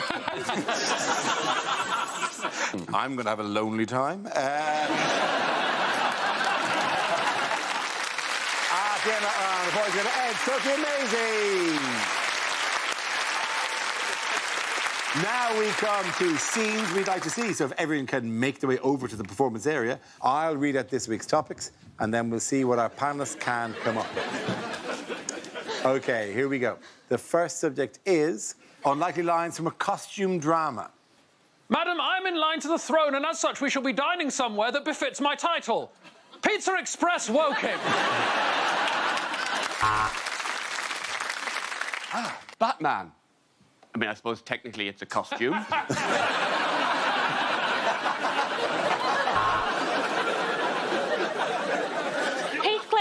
Heathcliff, let me in! Let me in!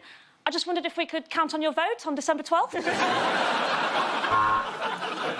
Generally, I am a footman, sir, although I do also like the bottom and the breasts. Right, just reading this review from the Anne Boleyn musical. Says it was a good idea, but they didn't like the execution. Lord Windermere is famed for his opulent balls. I've heard he wet shaves them.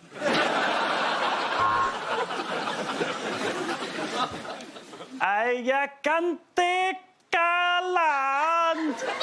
Jeg kan ikke lives. Men jeg kan en stor accent.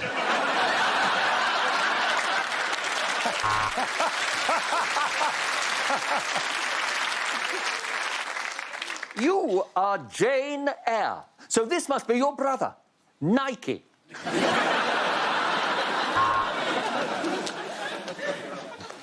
That new servant girl is so cold and unresponsive. Watch this. Alexa? Alexa?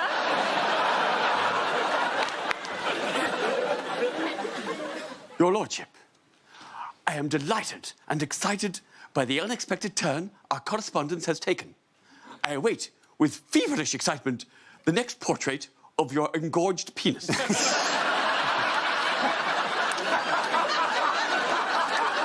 Please accept this crude sketch of my boobs as a token of my affection.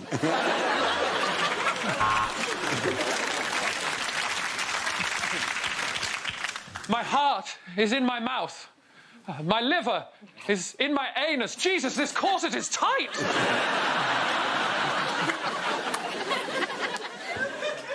Carson, please get your hand out of my trousers. When I told you to go below stairs, it wasn't a euphemism. My name is Maximus Decimus Meridius. So, yeah, that's Mike, Alpha, X-ray, India, Mike. As the ruler of this country, I demand some respect.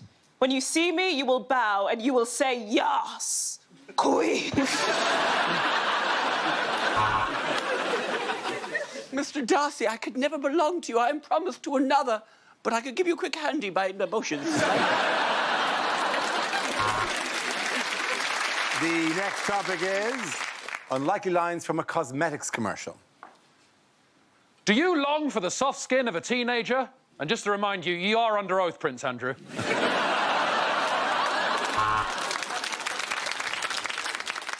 Stop aging in its tracks. Die!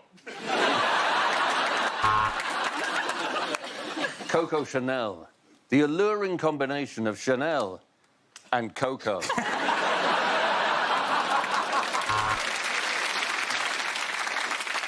I work for the British diving team and I moisturise daily.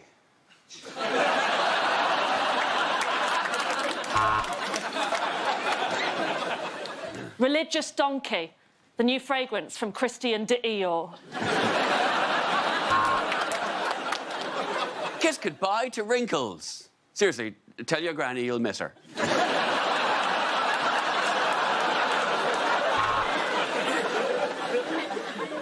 Renaissance Blanc, the probiotic youth regeneration serum from Poundland.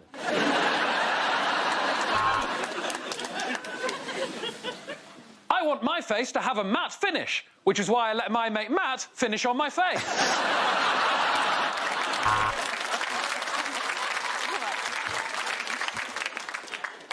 Why not try our new lipstick? It looks like a tiny dog's cock.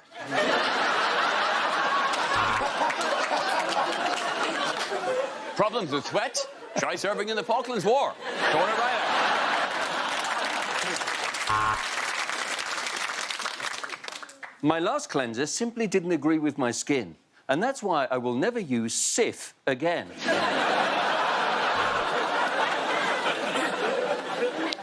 Problematique, the new fake tan range from Canadian Prime Minister Justin Trudeau.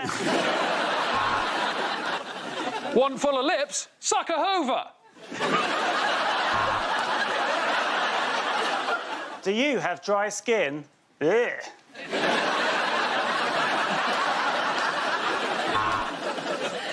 Dry, flaky skin, unwanted hair.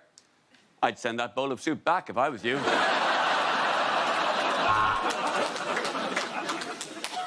Do you have a face? Well, it's wrong. As an alternative to teeth whitening, have you considered gum darkening?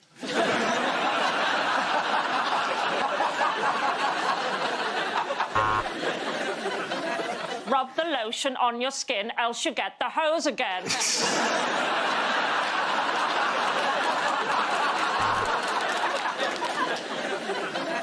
New, barely legal moisturiser. You won't just look young, you'll look too young.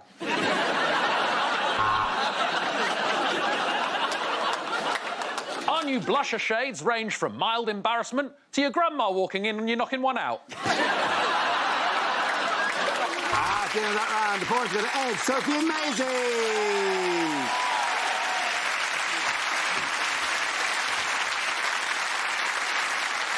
And that's the end of the show. This week's winners are Ed Gamble, Sophie Duker and Maisie Adam. Commiserations to Mark Simmons, Hugh Dennis and Ed Byrne. Thanks for watching. I'm Dara Breen. Good night.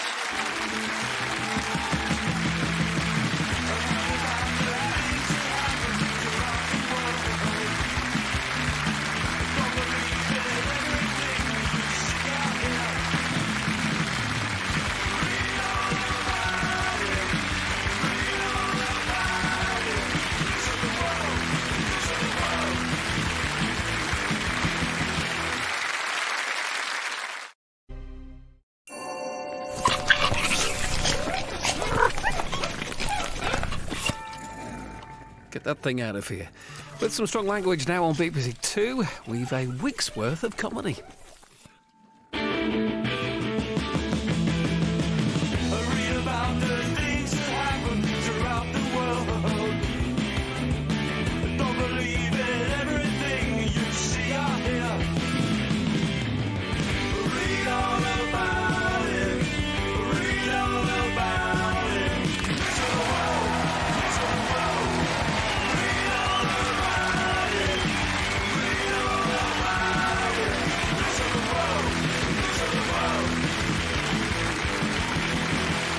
Hello and welcome to Mock the Week. I'm Dara Breen. Joining me this week are Ed Byrne, Kerry Godliman and Chris Washington, Milton Jones, Hugh Dennis and Angela Barnes.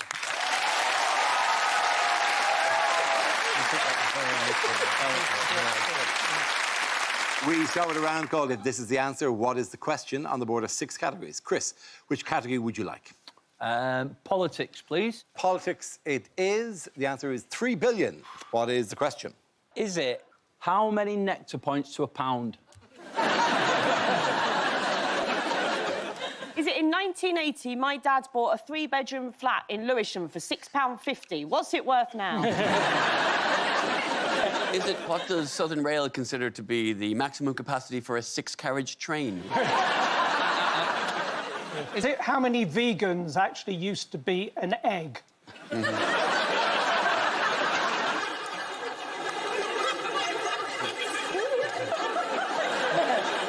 Is it how many children has Boris Johnson got? Is it on a scale of 1 to 10, how cross is the Queen?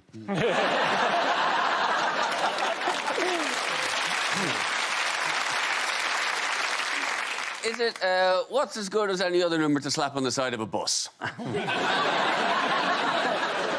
Is it how much could you win if you put a fiver on the Liberal Democrats to win the general election? Is it what's the same number as the number in this envelope?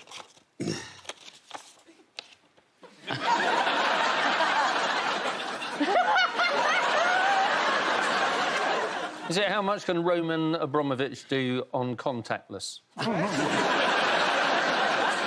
Is it how much does Caitlyn Jenner spend a week on Avon? Is it what's the same number as in this envelope?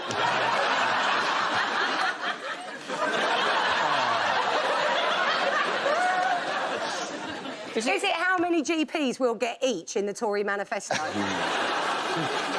Is it...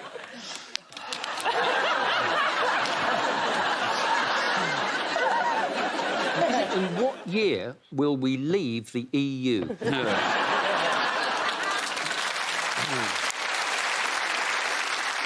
It's how many times has Meghan Markle said the phrase, "No, we're not spending Christmas with your family"?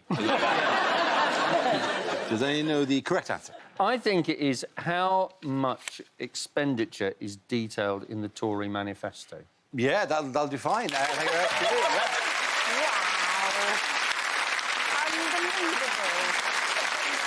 Yes, the question I was looking for was how much extra money in day-to-day government spending has the Conservative Party pledged in its election manifesto, which was launched this week. This is news that the Conservatives have outlined cautious spending plans of just an additional £2.9 billion per year. This is given to £1 for every £28 pledged by the Labour Party, who claim that their manifesto will cost £83 billion, making it the most expensive in British political history. So what do we think of the different spending plans? One of them is definitely higher than the other. Yes. That's my expert analysis. Although you have to credit, I mean, 2.9 billion and 2 billion is going on potholes. It does feel that.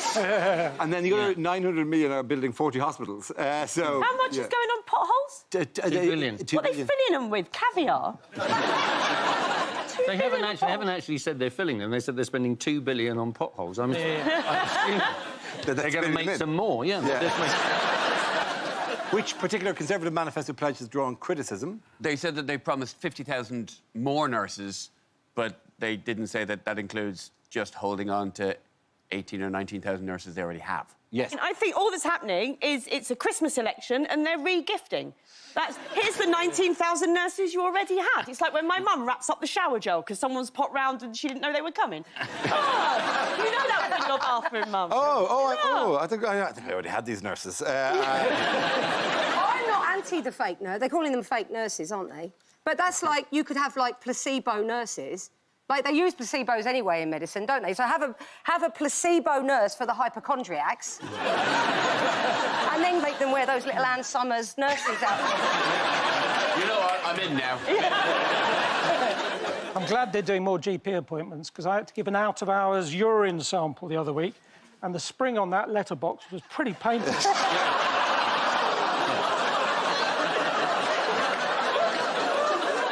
One of the health policies I find quite morbid is that they're going to introduce... The Tories are going to introduce free parking, free hospital parking for the terminally ill.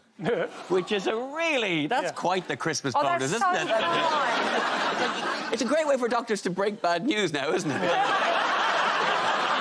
What's the prognosis, doctor? Well, I have good news and bad news. What happens? On the one hand, your parking will be free from now on. Why was Labour's £83 billion manifesto criticised? Because it's £83 billion.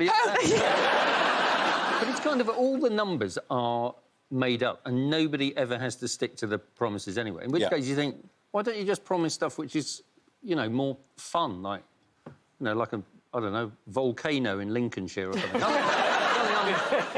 Entirely unrealistic. OK, but, I mean, for the people of Lincolnshire, that's not a good promise. Sure. I think the people of Lincolnshire would find it pretty exciting. Oh, I'm not saying they wouldn't find it exciting. But there's good exciting and bad exciting. In the what setbacks did Labour's campaign suffer this week, though? The chief rabbi said that the Labour Party were anti-Semitic and that anti-Semitism didn't fit within British values, which Jeremy Corbyn agrees with, but then refused to apologise, which is mad, because one of the most clear-cut British values is you apologise for everything. People walk into you, you apologise to them. Someone pours custard on your trousers. You say, no, I'm so sorry, my crotch was in the way of the jug. You know, I mean, what? It's the simplest British value. It's quite amazing that they've managed to achieve how Labour in this campaign has become the racist party. It's quite an achievement, really. It's like being interviewed by Piers Morgan and it turns out you're the twat.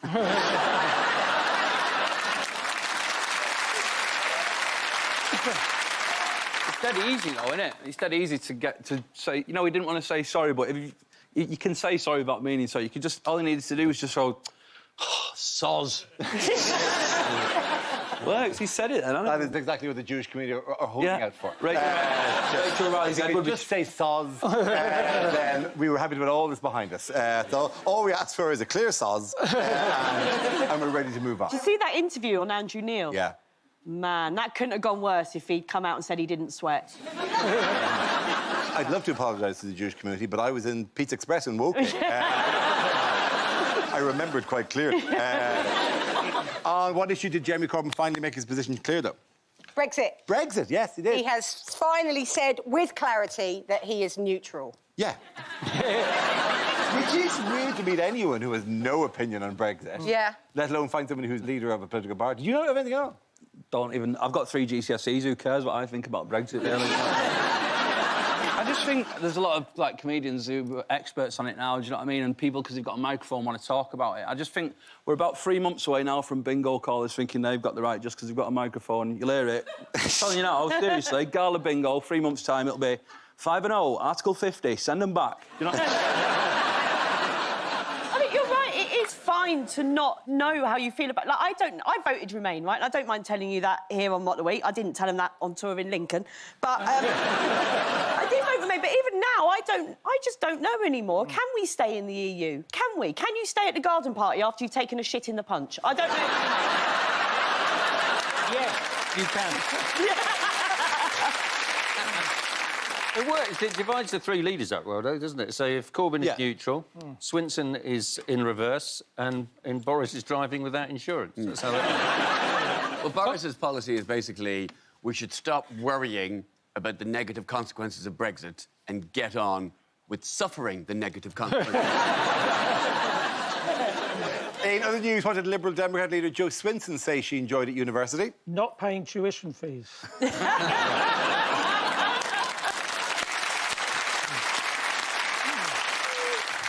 I think it was cannabis, wasn't it? It was cannabis, yeah, absolutely, yeah. That's a good move because she's trying to get the cannabis smokers vote, and they're well known for leaving the house and remembering to do things, so... I can't believe people are shocked by this. Like, it's not the cannabis smokers you have to be worried about, it's the ones that are in the student choir. They were the weirdos. Oh, this is the thing. Now that she said I did some cannabis at university, everyone in the Lib Dems is permanently toked off their tits. Well, they have been pushing for it to be legalised. They have in the been, latest and that's manifesto to be legalised and also have the potency of it limited under a project they call Operation Buzzkill. Well, you'd have to go to your mum and dad to get... Can I have some cannabis? All right. You can have this amount of cannabis. Have you done your homework? Oh, this is the least fun thing in the world. One thing that would pay for the Labour manifesto would be if they legalised cannabis and then double the tax on chocolate hobnobs. That would pay for everything. Oh, I had it in Amsterdam, cannabis, and I was actually sick on the top of my own head. Now, you might be thinking, how's that possible? Let me tell you. I had it, right? So I had this, and I had a little bit too much. I went overboard. Then I went for a little lie down. I think they call it pulling a whitey, I've heard. Right, anyway. Went for a little lie down, and the room started spinning, and then a projectile vomited with such force that I sat up at the same time. So if you can imagine... I'm like this.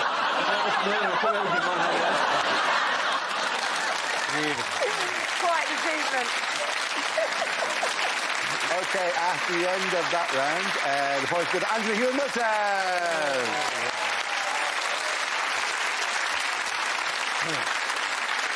Now we play a round called Have I Got Jews for You? I told you it wouldn't work. I told you they would turn on me. Don't you mashugga to me. This game involves Milton and Chris, so if you could make your way to the performance area, please. This round is a stand-up challenge. I launch the wheel of news, and wherever it chooses to stop, one of our performers must step forward and talk about that subject. OK, here we go. Let's spin the wheel. The first subject is diet. Chris. So I'm about half a stone away from changing my Facebook picture to a Ferrari or a football badge.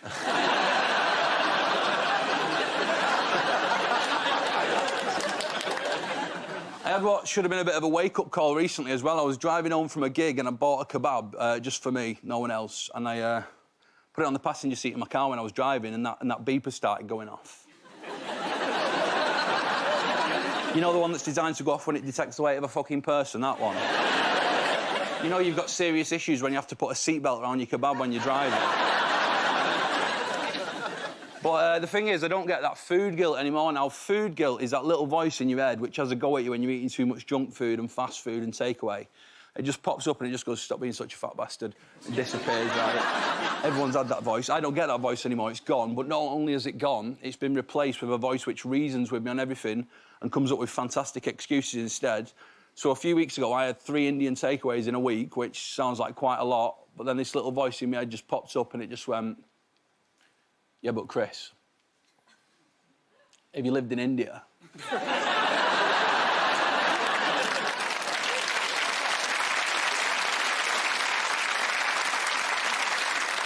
Right, just for your tea, don't worry about it, fat lad. Crack on. Chicken boona, cheesy chips, 6 of them fried nuggets and 4 cans of Rubicon. They're at it all the time in Mumbai. Come on. Anyway. And then I thought, right, dieting's not for me, so I'll try a bit of exercise. So I thought, right, I'll ease myself in. I'll not go overboard, you know what I mean? So I'll just do 10K for my first run. That was the plan, right? Because... I don't know if you noticed this, but I've sponsored people on Facebook well fatter than me doing 10K runs, so I presumed it'd be dead easy, right? So I thought, 10K this week, half marathon next week, full marathon a week after, yeah? And anyway, I've got all my running gear on, right? And I've downloaded one of these apps on my phone what tells you how far you've gone and how long it's took you, right? I've set off running from our house with my phone in my hand. I had to stop because I had a stitch. I looked down at my phone and I was still connected to my home Wi-Fi, so...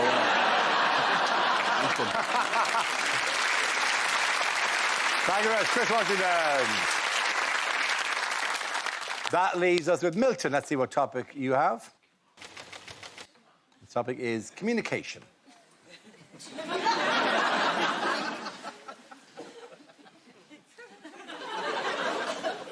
Not a good day today. No one turned up to the first meeting of my sarcasm club, despite loads of people saying how much they were looking forward to it. Do you ever do that thing when you're on the phone? You put it down. No, you put it down. No, you put it down. Listen, you're a qualified vet and it's an old dog.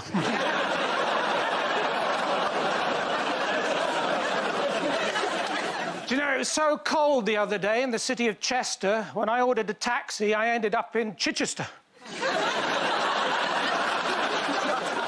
The only bright point of the journey was seeing a car going the other way with a seatbelt round a kebab.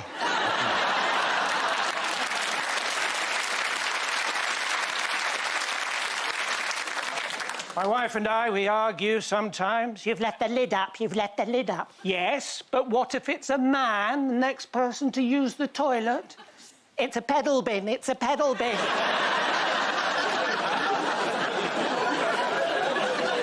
It was her birthday recently. I took her to an orchard in Somerset. We stood for about 20 minutes. Not the Apple Watch she wanted. Thank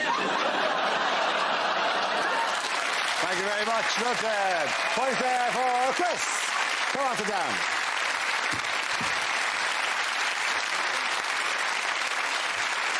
Our next round is called Picture of the Week. I show the panel a topical image and ask them to tell me what is happening. So what's going on here? Blimey, Camilla looks different with her kit off, doesn't she? I don't know what Prince Charles is doing, but there appears to be a queue forming behind him to do it. Is it an anus horribilis? Is he saying, look at that cock, the other bloke, not Charles? Is it an episode of Snog Maori Avoid?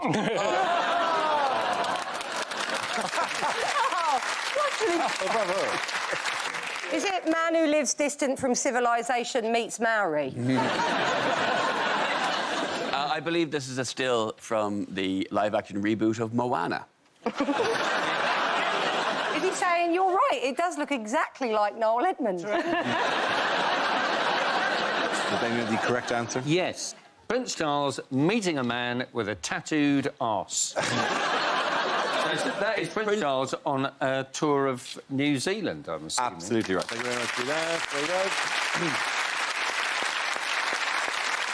Yes, of course, this is Prince Charles on a state visit to New Zealand. The visit was overshadowed by the ongoing PR disaster that is Prince Andrew. Charles flew back this week amid newspaper speculation that he would be reading Prince Andrew the Riot Act. How will Prince Andrew be celebrating his 60th birthday? Will it be at the Pizza Express in Woking? Yeah. Not anymore. I am extremely impressed that the Queen cancelled his birthday, because I have threatened to cancel my kids' birthdays, but that's a hard thing to see through. But she has to take a strong line, and what she'll see is he'll behave better from here on in. Now that she's put her foot down and cancelled his birthday party, and she doesn't care, she's lost the deposit at Go Ape. How has the scandal affected Prince Andrew's charity work? Gone bad. Yeah. He has been offered the face of Sure antiperspirant. There's been a bunch of things he's had to take a step back from, Prince Andrew. The Canadian Canoe Museum. Yes. Which means he's now up shit creek without a paddle or a canoe.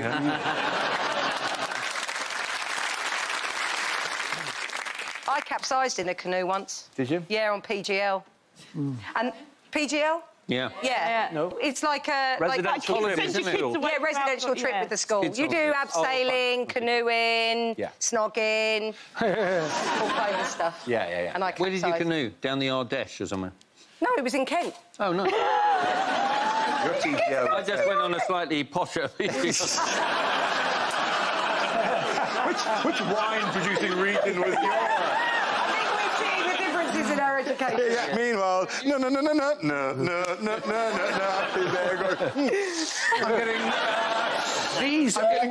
getting earthy tones. I'm getting notes of coffee and Arabica. It's very good. You, another one for fours? Okay, I will. Let me sniff these apricots, but do keep paddling.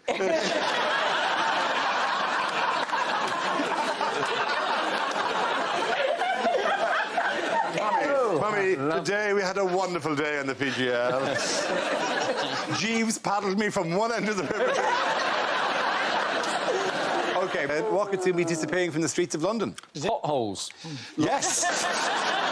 Uber. Uber. Uber's lost their licence. TfL have taken their licence. Yeah, it's on. There's an appeal. Is Uber Eats still going? Yeah, because I don't think they're as worried about. So why don't the you just get McDonald's Uber getting Eats and rock molested up? by the driver? You could know where you need to go on the back of a moped, take a pizza. You could still get there. If you went to a local burger place, rang an Uber Eats, and then accompanied your food home. Yeah. You can still get where you need to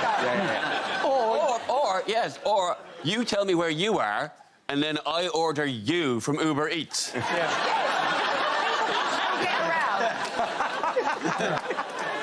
I wondered how it was possible to fake your identity. Then I realised that if you're facing the wrong way, no one has a clue who you are.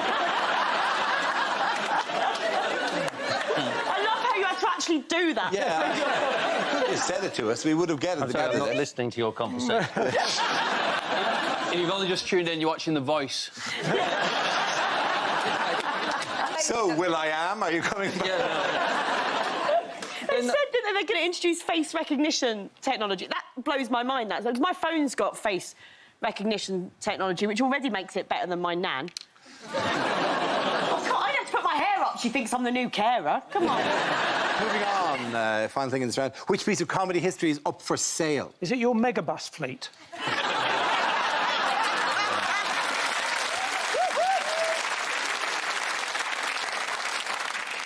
Is it Emu and Orville? Emu and Orville are both for sale in an auction this Christmas. Which seems very insensitive to me, because at an auction you have to stick your hand up, and I think that's going to bring back...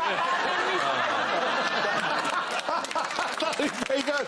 It's like, is that a bit? No!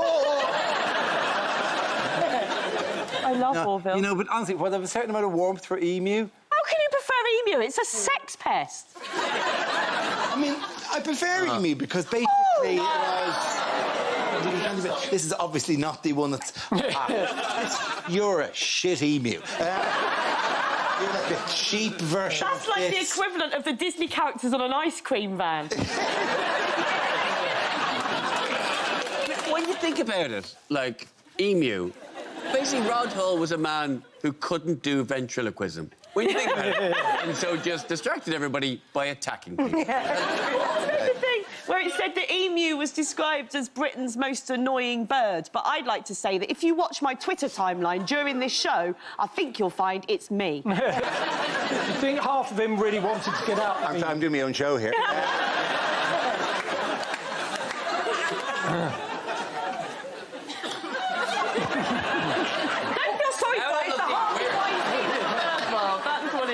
It looks even more sinister when it goes below the desk.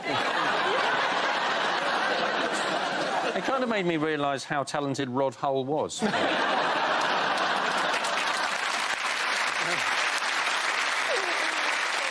of that round, the points go to Ed, Kay and Chris.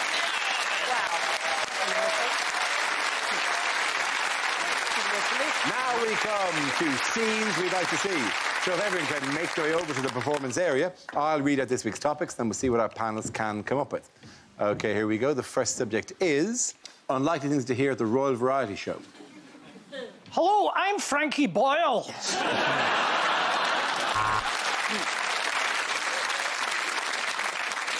Our next act, Mr. Memory, couldn't be with us this evening. He's in the Pizza Express in Woking.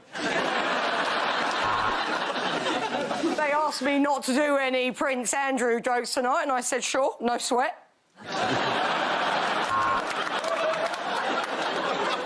And for her next trick, the Queen will make Prince Andrew's birthday disappear.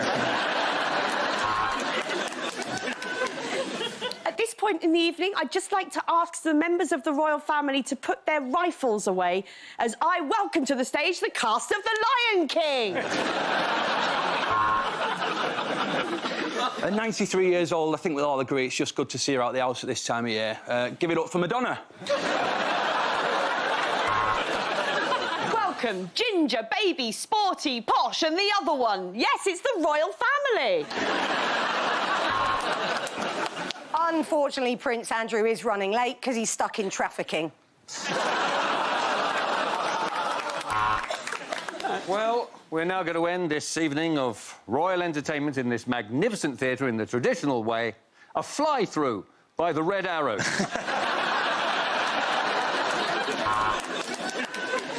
It's now my privilege to introduce the rock band R.E.M. I've got a photograph of me with them years ago. That's me in the corner.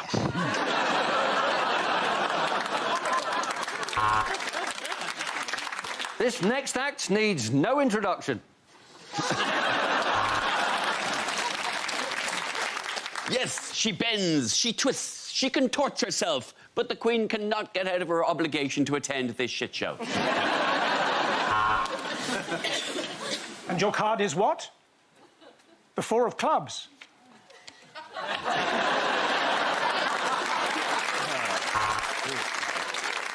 I think you're going to enjoy this, Your Majesty. Our next act is a dog act. He uses corgis because they're exactly the right shape to fit in the cannon. Welcome to the stage, Britain's premier OAP breakdancing group, Hip Hop. No, Liz, why don't you shut the fuck up? OK, next topic is unlikely things to hear at a wedding or funeral. It was always Alan's dream to be buried with his wife. So this afternoon, we shot her.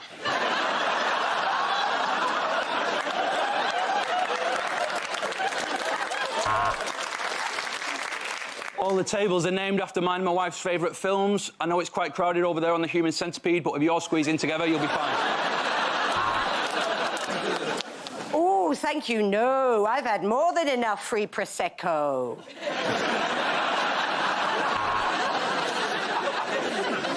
Yes, I know it's traditional for the bride to have something blue. I just don't think you should have dug up Grandma. Just because he was morbidly obese doesn't mean he can't be buried with dignity. Gary, get the forklift.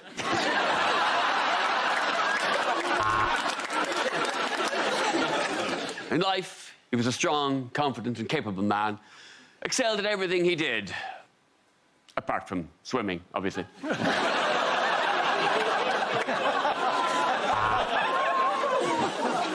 At least George died doing what he loved. Heroin. I know it's customary as father of the bride to give my daughter away, but I'd like to try something different. 55, 55, 55.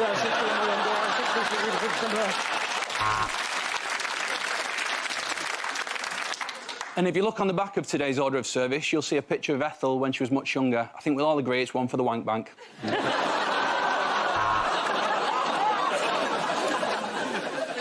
Today is not a sad day. It's a celebration because, after all, Trevor was a prick.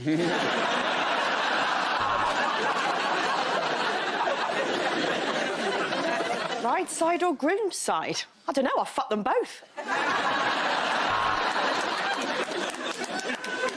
Why she drove into oncoming traffic, we will never know. Perhaps Vera by name?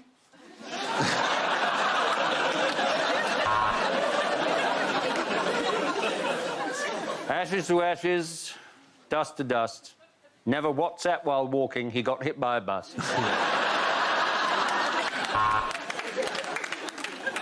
We choreographed our own first dance because we are arseholes.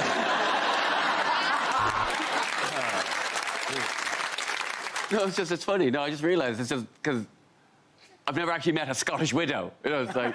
you know,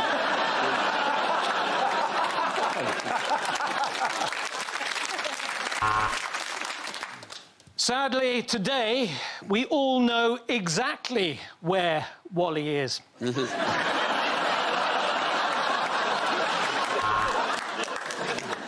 I'd like to congratulate the bride's mother on how well she looks tonight, although not as well as she'd look on my dick. I'm sorry. I'm really sorry.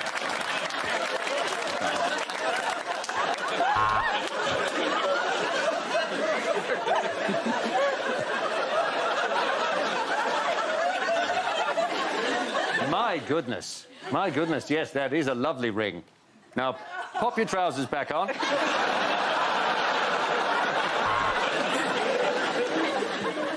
Does anybody else find there's a seriously inconsistent tone at this wedding or funeral?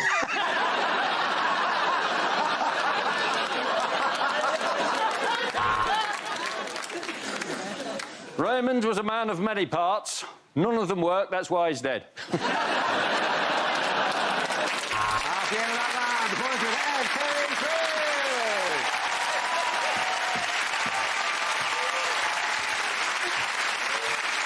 And that's the end of the show. This week's winners are Ed Byrne, Terry Godiman and Chris Washington. Commiserations to Milton Jones, Hugh Dennis and Angela Barnes. Thank you for watching. I'm Gower Breen. Good night. Every glorious yet stupid moment from Series 2. The Young Offenders streaming now on BBC iPlayer. And what animal were you in a past life? She's taking a test to find out. The Gemma Collins podcast, hear it from BBC Sounds now. Next, it's Newsnight.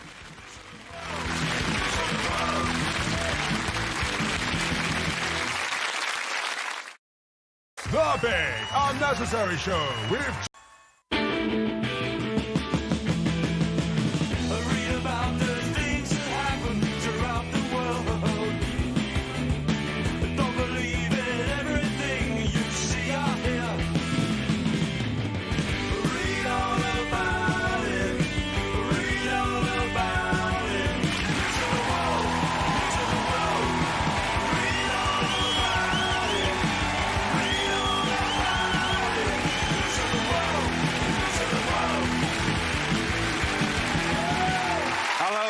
Dog and the Mock the Week. I'm Dara O'Brien. Joining this week are Ed Gamble, Kerry Godliman and Rhys James, Rosie Jones, Hugh Dennis and Tom Allen.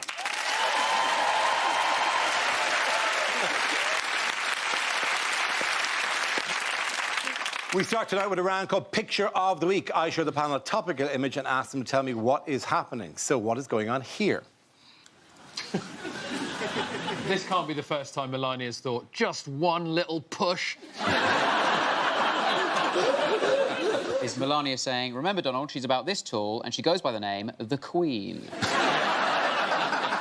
Is they saying, what country are we in? Oh, I want to buy it. Is this a picture of someone with English as their second language and Melania Trump? Is Red Riding Hood wondering why she married the wolf? Is he saying, remind me, Melania, how do stairs work? Is she thinking, how much have I got to pay the pilot to crash the plane? It's a little dark, isn't she? Total example of you can say that and I can't. Great. Is she saying, welcome to Switzerland, just go over to that man holding up a sign for Dignita? And if Rosie had said that, you give her a round of applause. Is he saying, if you try to escape again, the Secret Service will shoot you? It looks like he's instructing her how to grab something, which, to be fair, he is an expert at. Anyone have the correct answer? Yes. This is Donald Trump, and he's here for a NATO summit. Absolutely right. Thank you very much. Cheers. Yes, this is US President Donald Trump and First Lady Melania. This is the news that the Trumps visited the UK this week for the 70th anniversary NATO summit held in London. Were you following the summit? Oh, avidly. Oh, I'm sure you were. Everyone was only allowed 4 minutes to speak. Yes. Presumably they had a Mock the Week buzzer to... They did. And then at the end, Nish Kumar came on, they threw bread at it. I probably had 3 hours at a hotel in Watford, didn't they? And I thought, if anything's going to make you reach for the nuclear button, it's going to be 3 hours in Watford. Staring out the window going, what are we even protecting? You know, the Harlequin shopping centre. To be fair to Watford, the Harry Potter experience is quite close to Watford, but the only reason they didn't have it there is Boris was worried he'd be mistaken for a fat Malfoy. I once had to walk from Watford, from the train station to the theatre where you do your show there in Watford, and I wrote down 5 different nightclub names because they were all amazing. Watford has, I can't remember all of them, but I remember the one called Prism. With a Y, P-R-Y. Oh, class, that's classic. Full I mean, Scrabble scores huge on Prism. Can we all go up for that? No, I don't like it that much.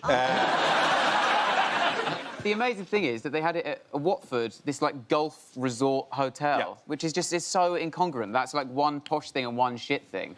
I might as well have done it at Monte Carlo Leisure Centre. It's nice to have it at a golf hotel with Trump there. He's going to be so easily distracted. It has to be. With golf right in front of him. It's like trying to have a meeting with David Cameron at a hog roast.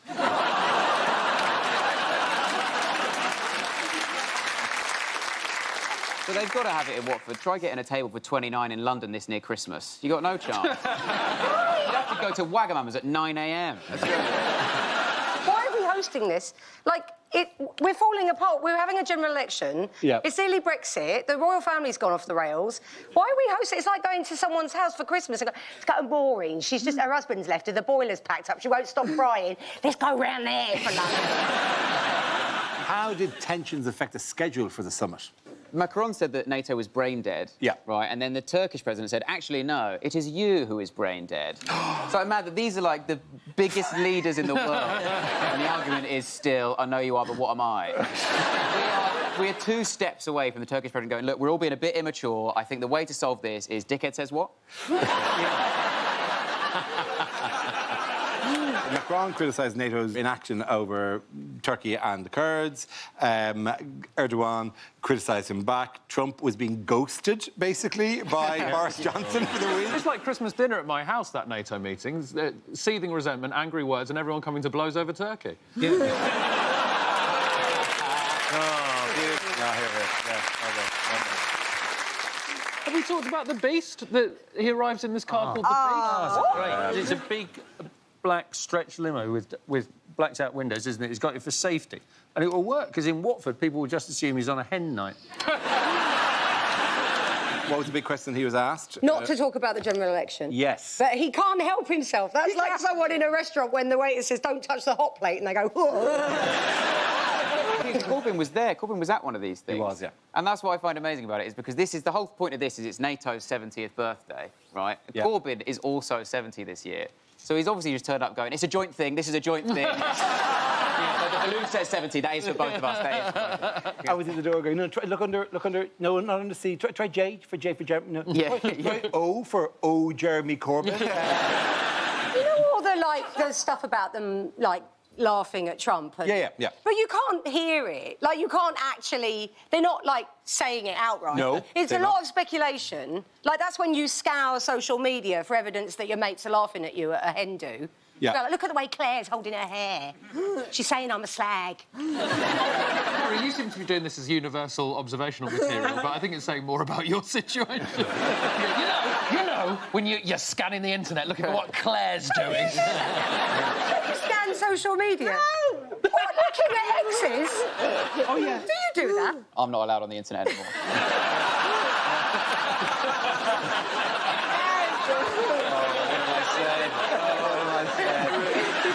OK, Grant, by the way, what is the fear about the NHS? It's to do with the the patenting of pharmaceuticals. Yes, so they want to extend it, make it a longer term in terms, in line with America. And that would cause a problem because... That would cost more money to the NHS in terms of purchasing. Yes. Can you ask him to explain that more coherently and lucidly?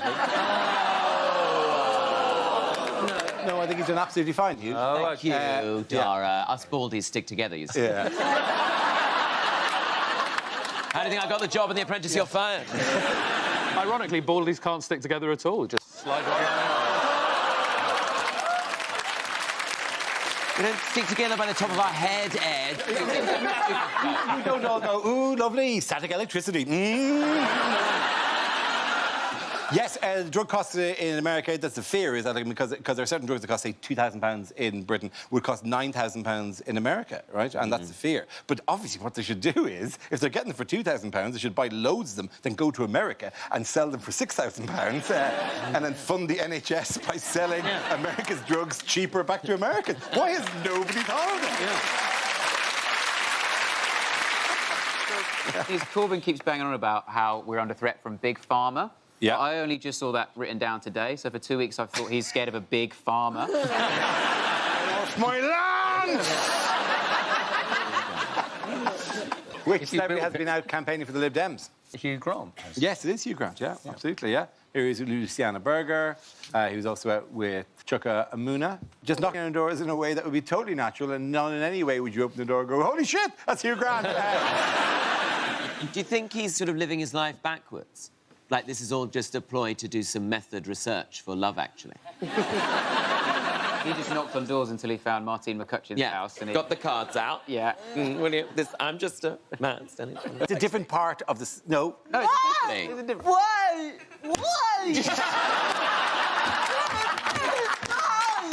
Tom! That's all right. You could not be more wrong. Absolute moron.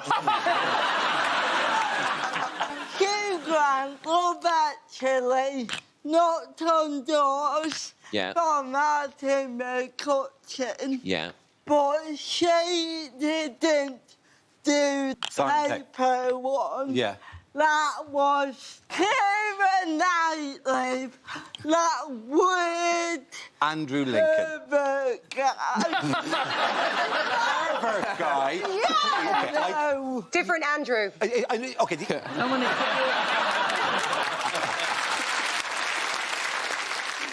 How many times do you watch Love Actually? You seem very well acquainted with it. Jason, they're not on endlessly and constantly. Yeah. You don't have to watch it, Dara. You're on television constantly, and I don't watch you. James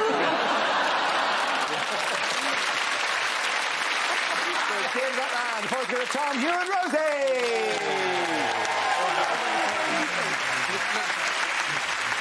Now we play a round called You Went to NATO, I Went to NATO.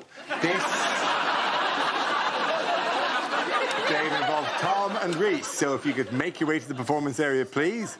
This round is a stand-up challenge. I launch the wheel of news, and whoever chooses to stop one of our performers must step forward and talk about that subject. OK, let's spin the wheel. And the first subject is the environment. Who wants to come in that? Reese. We've got to do more, haven't we? We all know it's a big issue, the environment. We've got to do more stuff, but they're expecting too much from us too soon. OK, it's baby steps. Like, I know that I need to switch to a plant-based diet, really, but it's baby steps. Like, recently, I've given up chicken nuggets, all right? Might not seem like a big deal, OK, but I've gone nugless. That's what I decided. 3 months ago, I saw the first climate march. I was like, yeah, no more nuggets, right? And I'm smashing it. It's been 3 months, not had a single nugget. I'm doing so well. Slight confession, I'm eating a lot of goujons. Like, twice as many, and they've got way more real chicken in as well. It's awful for the planet. It's a terrible mistake. I thought we'd solved it with the bags. When we switched to charging 10p for the bag, I thought that was the end of the issue. I thought we'd done it. But it's not enough of a deterrent, is it, 10p, when you're at the checkout and you haven't remembered your canvas bag, and they go, do you want a bag for 10p? You're like, well, what's the alternative? I just eat all this now. Yeah. What's for dinner tonight? Oh, cauliflower, mustard and Dettol. Yes. I need a bag, please.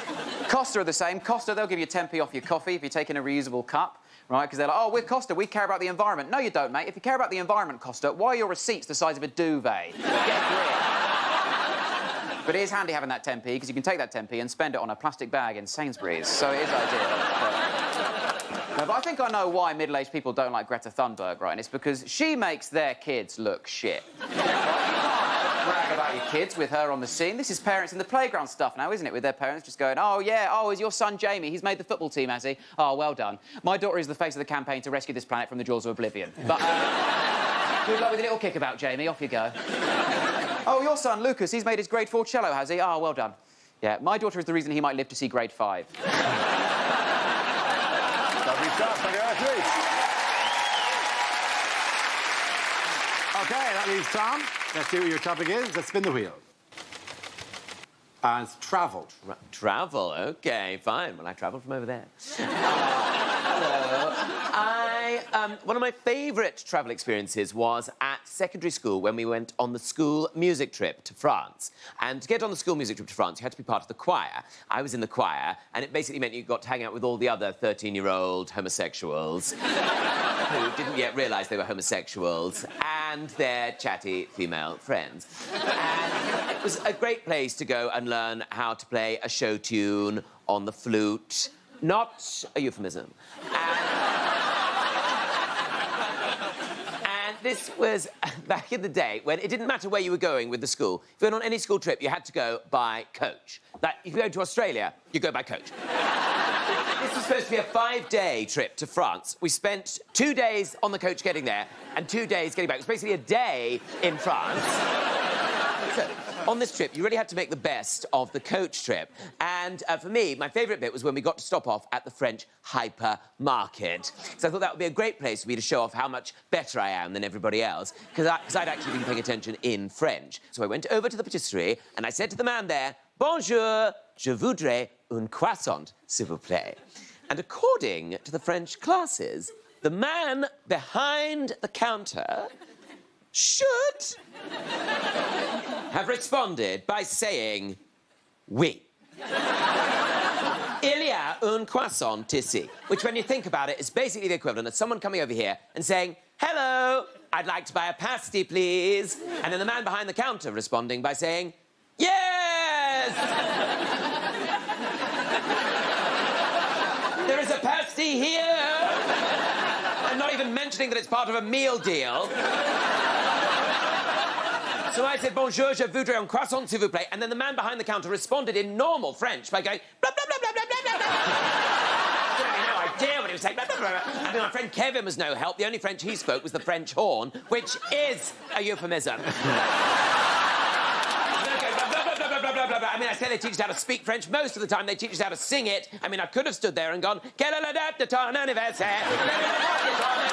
But the idea of a 13-year-old English homosexual standing in the middle of a French hypermarket going, what is the date of your birthday? What is the date of your birthday? Couldn't be any more absurd. So I just responded by saying, oui, oui, d'accord, d'accord. Ended up with 8 kilograms of ham.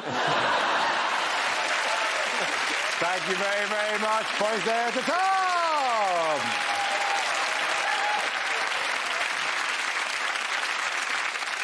Our next round is called If This Is the Answer, What is the Question? On the board are 6 categories. Rosie, which category would you like? Oh, home news. OK, your topic is home news. The answer is 27 days. What is the question? Is it how much time does it take me to tell one joke?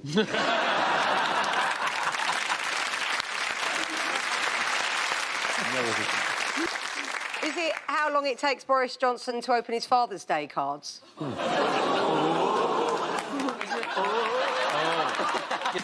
Is it after lying to get into my local Christian school, how long did it take staff to realise that I wasn't actually a teacher? Is it how long does the average VAR decision take? Oh, you lads. How long does Prince Andrew have to stay at someone's house to tell them he's not friends with them anymore? How long did my French hip-hop group Ratatouille last? Oh, I want to see that. I really don't want to see that. Just be Ratatouille. Is it the number of days of Christmas Jeremy Corbyn is promising if he gets elected? What is the average journey time from Guildford to London on South West Railways? Is it how long did I live rent-free in a London office just by purchasing a Deliveroo jacket?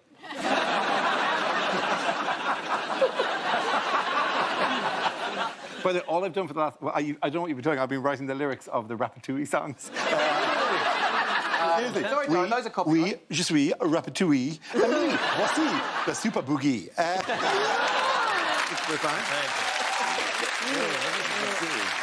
It seems to be sort of hemmed in by your lack of French knowledge. Hit a very big wall in about 8 words' time. Well, if you're already on Le Super Boogie, I think you might...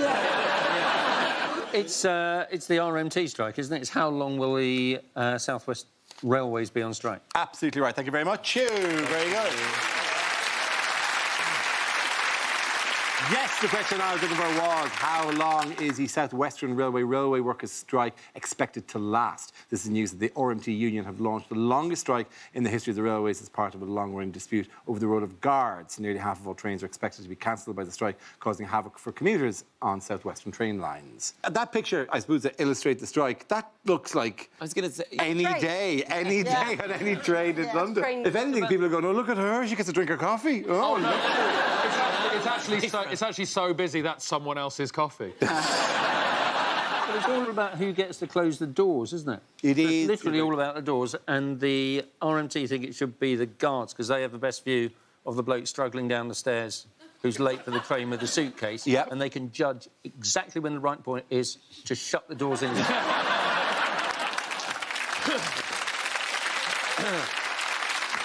I just think, I see pictures like that, I just think, just everyone all lube up and just push them on. You walk in and there's a pool and everyone lubes up as they go into the station. And they all just... But the trains don't need nationalising, they need moisturising. But they're all crammed in really tight. Yeah. Wouldn't people in the middle just explode out of the middle? They explode out of the middle, then they're up on the next level, and then you can sort of slither more people on. Slither more people on. Yeah. Surely, if you push against it, like, you'll slide off them. Well, you should know, it's very much the bald head situation. It is. I think the balds would be best. I think balds would be best. We'd be the most streamlined. Oh, we're fantastic. I cut through it. I'm like an otter.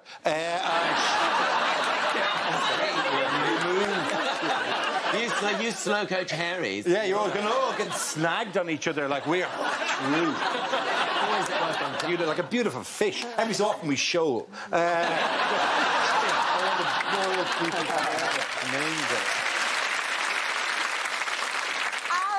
am 30, I have never paid for a single train. I've got a strategy. So what I do, I just simply dial up the policy. And then when the train guy comes round and they go, "Ticket, love," I go, "What?" And they shit them. I don't know how you feel about this, but that's also my tactic for not paying. Charming, not charming. I really have to dial up the balls. Go on, do it now.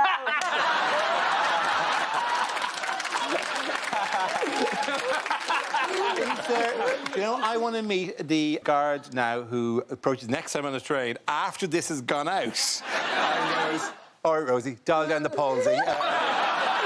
Oh, shit. But you'll be lubed up by that point, Rosie. Yeah. Every time I'm always late.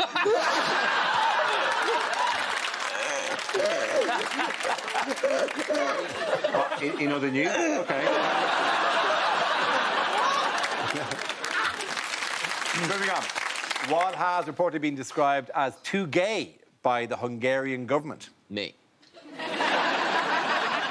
Is it when you get lubed up for your train journey? Many things. Hungary is very Ratatouille? So the Hungarians have pulled out of Eurovision because they say it's too gay. Too gay? Too gay. No one has levelled that criticism against the Eurovision. Has it got gayer? Well, I mean, we all...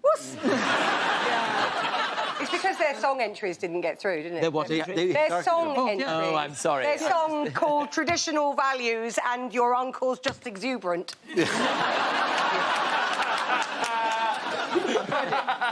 Liberace is just a great entertainer. They might just have pulled out because they are terrible losers. They haven't won for years. They've never won. We have come last for the last 10 years, and we are not pulling out of Eurovision. And do you know why? Because we are committed to Europe.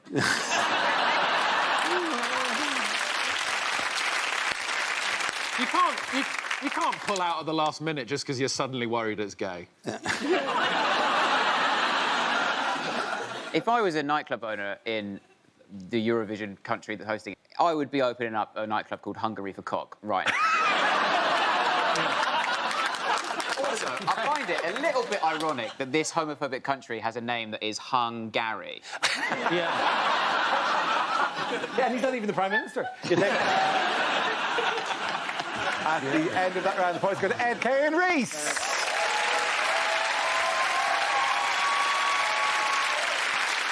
Now we come to scenes we'd like to see, so if everyone can make their way over to the performance area, I'll read out this week's topics, and then we'll see what our panellists can come up with. OK, the first subject is things you wouldn't hear on a breakfast show. Morning.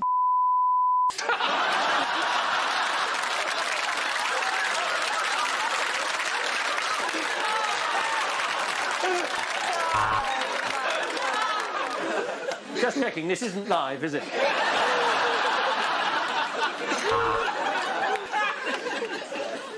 And later on, you could go on the trip of a lifetime because Gino's telling us how to cook acid.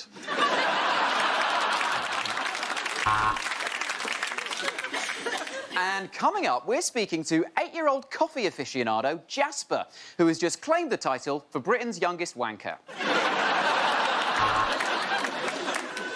See me, right? I've had enough of all this bullshit. I'll tell you what's what after the break. Join me, Lorraine.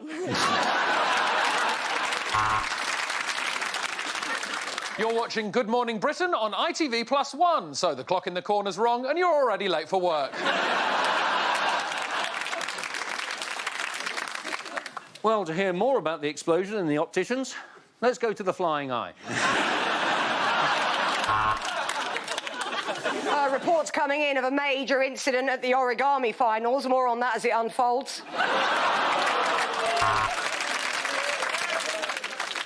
And now for the 60-second news roundup.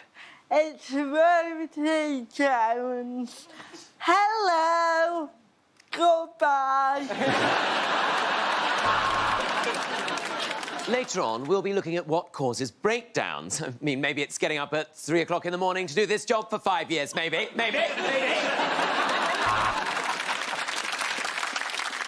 Today on the show, we're discussing sexism. Why is it that when a woman says she slept with loads of people, she is called a slag? But when I say that, I am called a liar.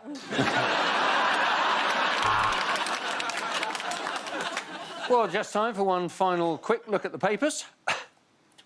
Yep, she still wants a divorce.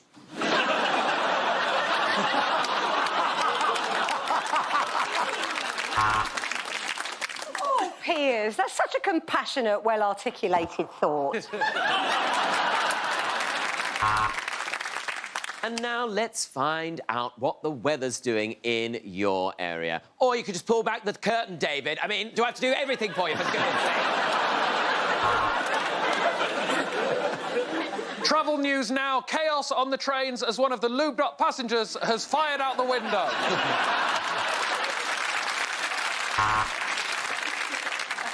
And now for every lad's favourite part of the show, it's the weather. Over to us, a bloke one. Switch it to Babe Station.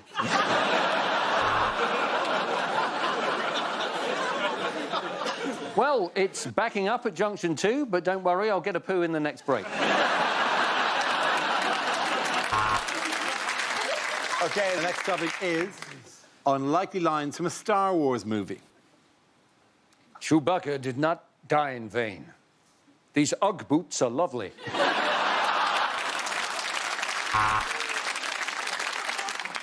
Oh, sorry I'm late, everyone. I was just in my bunk having what we refer to here on the Falcon as a hand solo.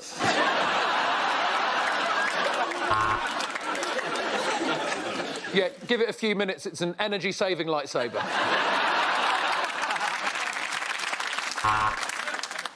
I've done you a favour, and now you owe me one, Kenobi. Actually, this Ewok identifies as a she-wok. A long time ago, in a galaxy far, far away, Mother Week made a set that was fucking inaccessible to disabled people. What are you doing? No, I gave up ages ago. I'm Darth Vapor.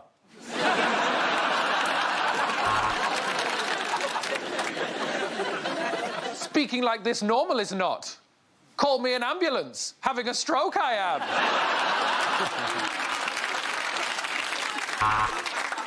If this is space, why aren't we all floating around?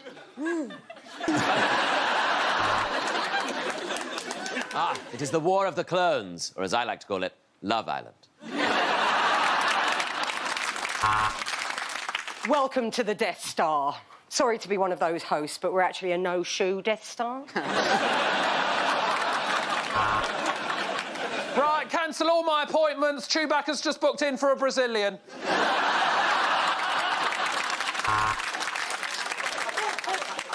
Oh, my God. Someone's doing a Jedi mind trick on me. I'm not in control of my hand. I think they're trying to send you a message.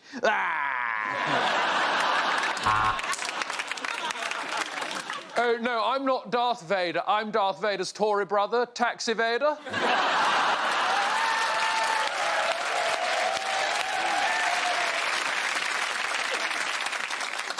Oh, do we have to fight with lightsabers? It's just that no one looks good under strip lighting.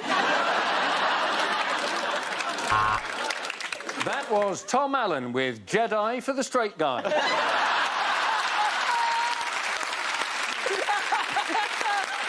the end of that round, the points go to Tom, Hugh and Rosie.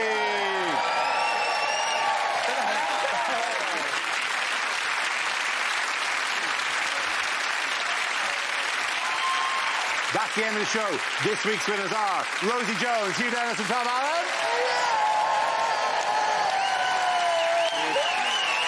Commiserations to Ed Dabber, Terry Godliman and Rhys James.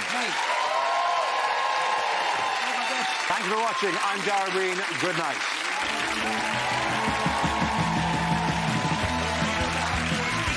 Podcast recommendation for you.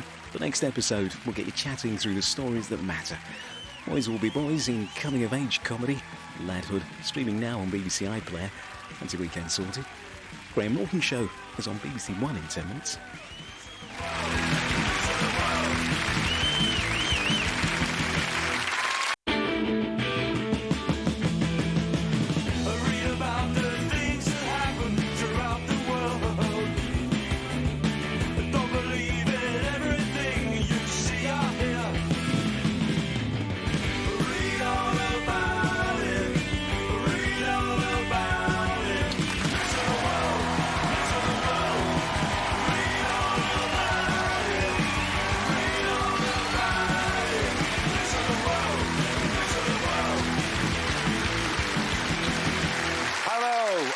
Welcome to a special edition of Mock the Week. In an effort to reduce our carbon footprint, we've done away with desks, guests and audience. We're reusing clips from earlier in the year and we'll be upcycling waste material that didn't make it before. Happy Wintermas, enjoy your seasonal staycation and join us next week for an end-of-year special. Our next round is called If This Is the Answer, What Is the Question? On the board are 6 categories. Olga, which category would you like? Politics. OK, politics it is. The answer is 29. What is the question? How many Tories joined the leadership contest since the beginning of this recording? Is it how many years has Theresa May aged in the last year? Is it how many seconds Ed took to choose that shirt?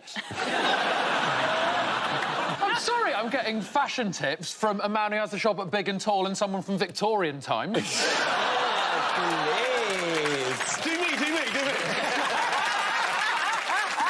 You don't want me to go there, Glenn. I just thought I was having a bit of laddie bounce. This is what people do all the time on these sorts of shows. And then it's always about the banter. And then I throw it back at you. That's how laddie bands work. Do I have to throw it back again? No, it's fine, please. You repeated use of the word laddie band sounds like a Scottish singer from the 60s. I would definitely have the recording. Bringing in Hogmanay, the musical stylings of laddie bands. Oh, Glasgow, I love you. Is it the number of seconds it takes Dara to go through hair and makeup before the show?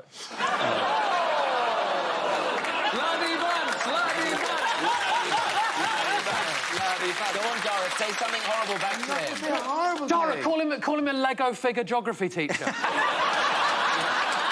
on, Dara. I'm just saying, when you brush it all forward, it's clearly obvious. No. Does anyone have the correct answer? Yeah. Is it how many weeks after we leave the EU will we politely ask to join again?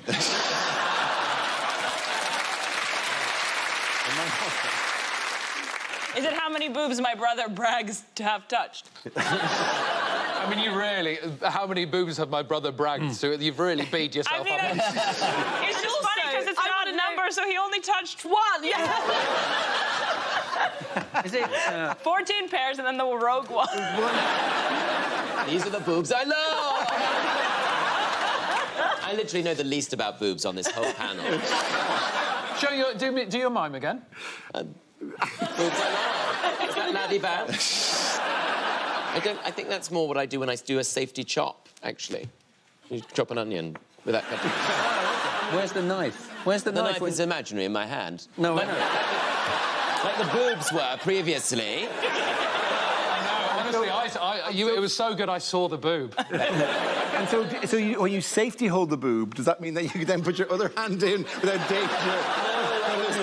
I was talking about chopping onions. I thought it was a stance with an onion stance. Yes, rather than touching boobs, both of which do make me cry. Is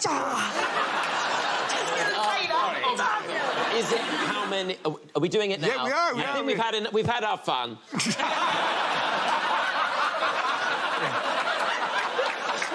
But when I've got to talk about boobs, you know we're running dry. When you talk about boobs, I'm running dry. In space news. Oh, I'll say this. In space news. A question for me now. In space news. What has been concerning scientists this week? Oh, is this really space news, or is this just something Brian Cox has texted you? Brian Cox doesn't text him anymore, does he? He doesn't anymore. We've had a conversation about it. Brian and I got kind of close and Ed got angry. He has to text me and I will pass it on to Darren. We have come to this arrangement. I'm quite the prize. Oh, gentlemen, do not fight over me. Yes, I love it when you do that accent, Darren. Okay. Well, supposing my Southern Belle accent, I missed it by something.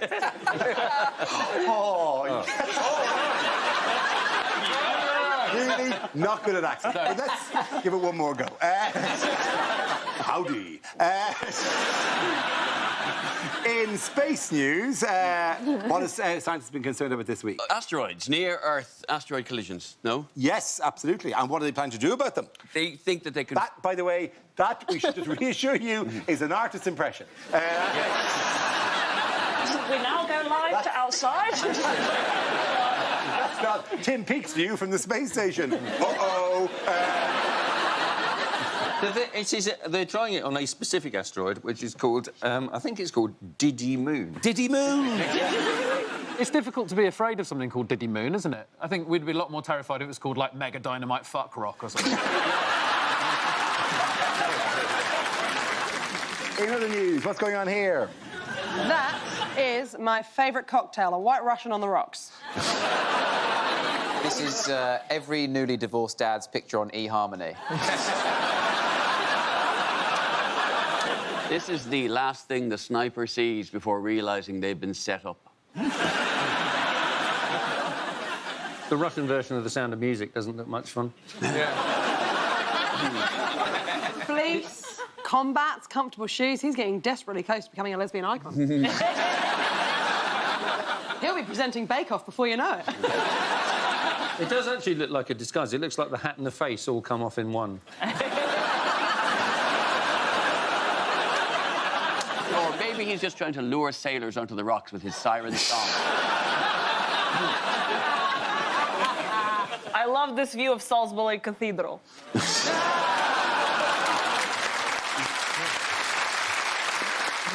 Moving on, what bizarre ritual can supposedly improve sleep and boost energy levels? Putting your bum hole in the sun. Not your bum hole. Your perineum. Your perineum. Perineum. Well, it's the same department. Sunning your perineum. This has all the hallmarks of this was invented when a man was caught in a wood trying to suck himself off. Surely if there's one part of the body that's off limits to the fitness industry, it's the perineum. Yeah. The last thing we need is personal trainers telling us off for skipping Gooch Day. What you're missing there, man, is you've got a bad Biffin Bridge. What did you call it? Biffin Bridge. A Biffin Bridge? Biffin Bridge. That sounds like a lovely character in Beatrix Potter. It truly isn't. Mr. Tiggy Winkle doesn't have a Biffin Bridge. Uh-oh, it was Biffin Bridge. That's not happening at Clacton Beach. No one is doing that. You get an STD if you do that on the British coast. You have to get one of those sun lamps, and hold it under yourself. Yes! If you also get an erection, gives you a nice stand for the book you're reading.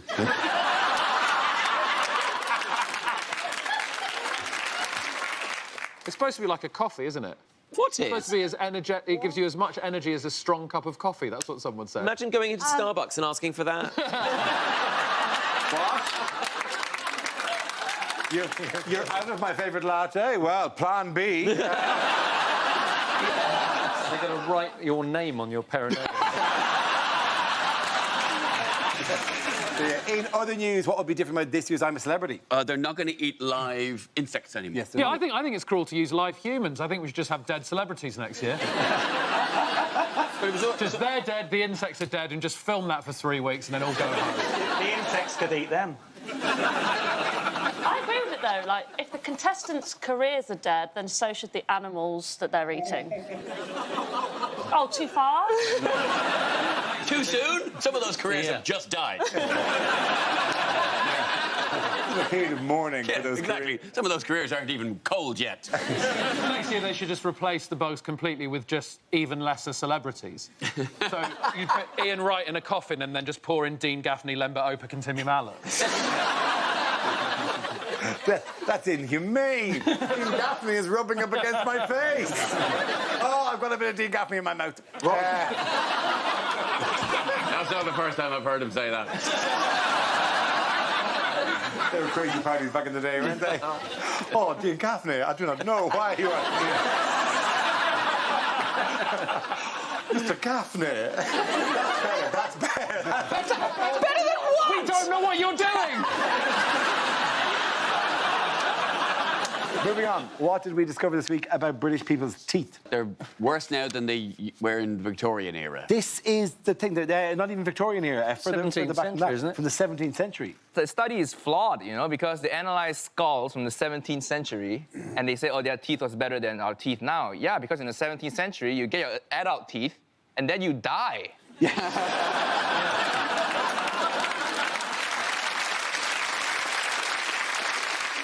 In America, everyone's got the same teeth. Particularly in Hollywood, everyone's got the exact same perfect white smile, you know. Like if there was a fire at the Oscars and they had to identify everybody by their teeth.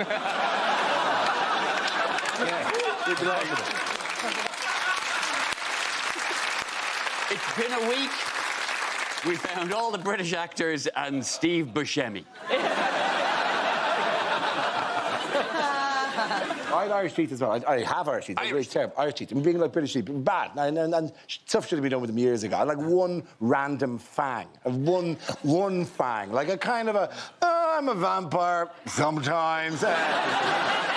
Thing. And it should have worn down. Naturally, never did. I gotta get it all sorted out, like whatever. But two things put me off. A, the guy said, yeah, we'll do it, but you'll have a lisp for like a week. And I went, well, that's going to be really noticeable. This is 1 week I arrive in Gleam, welcome to Mucklewee.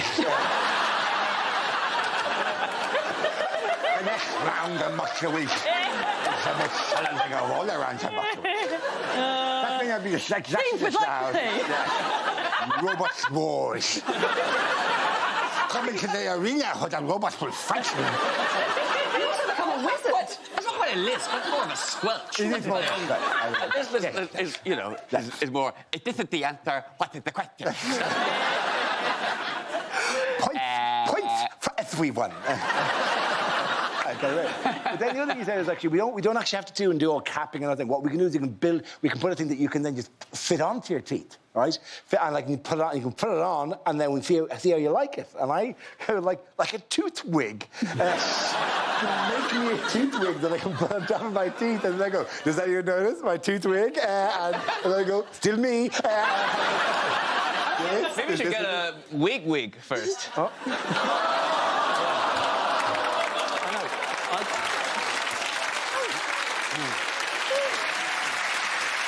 Our next round is called Newsreel. We play in a recent piece of footage featuring people in the news and ask Hugh to suggest what might be being said. This week's clip features the royal family. Oh, Theresa, this is unbelievable. Not only have you cocked up Brexit, you've stolen my skirt. Oh, hello, Theresa. How are you? This party ends at 11, I'm afraid. Is that all right with you, or would you like an extension? At least you're standing down. Perhaps you could have a word with my mother and tell her how to do that. You're the Archbishop of Canterbury. Have you stolen my bloody skirt? Hello, I'm the Queen. I'm one of the stars of The Crown. I play Olivia Colman. Let's have some nibbles, Mother. Look over here. This is a display of all the various implements I thought about bumping you off with. There's a sword, there's an exploding crown, there's a corgi lead laced with anthrax. What's this underneath the glass? Oh, my goodness. It's an abdication letter. It's not signed at the bottom. I've got a pen. What do you say? I say, Charles, two can play at that game. This morning, when you weren't looking, I laced your biscuits with laxative. Now, William, where is Prince Andrew? Oh, he's forgotten all about it, I'm afraid. He's at the Pizza Express in Woking. Oh, excuse me, I've got a slightly dicky tummy all of a sudden. I just want to go to the little boys' room. Don't tell Camilla, I've got her Woodbines. Come back here, you bastard. I know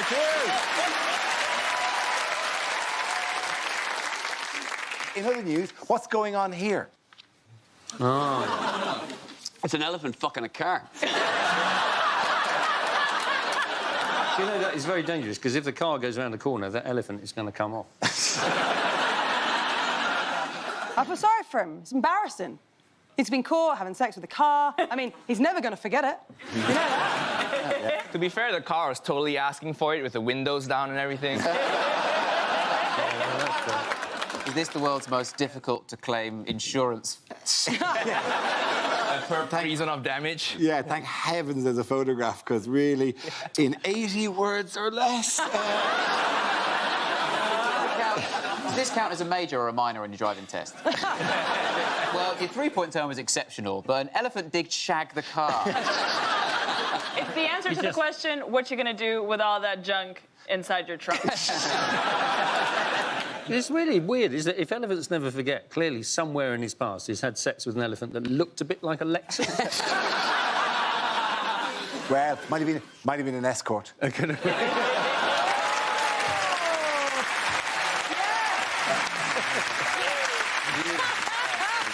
What a driver, though. You think the driver was just pulling on the screen wash going, it's not shifting it. You think it's opening the roof of the car and trying to suck its tits or something? I'm impressed that you think the way to do this, if we can just get the elephant off quicker. Come on. You grab that, I'll tweak his nipples.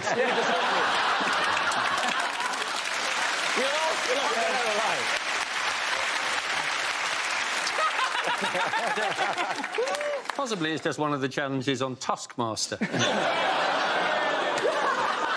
Yeah, you could say they're having a whale of a time. What are we doing?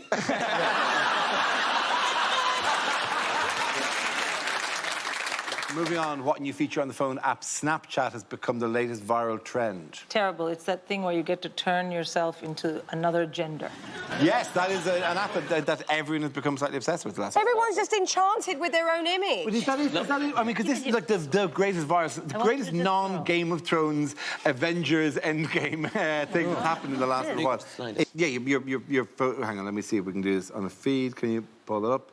And then I do... Oh, no! Oh, gosh. What have you done to Samantha? Oh, that's that round head Turn filter. yourself into Max Headroom. Right, I don't even know what...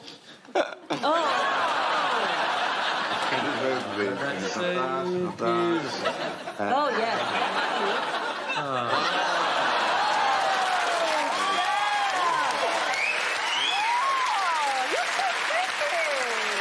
I don't think I'm doing it. I don't think one of the cores.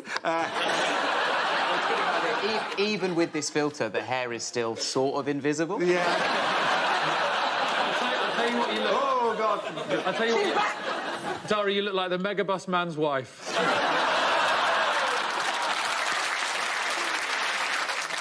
I'm scared if I do it, I'll just look the same.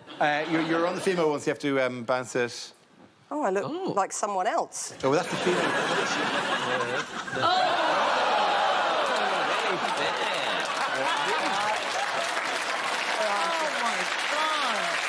That is what I look like if I don't pluck my face. You look like the sort of man who cuts his own hair.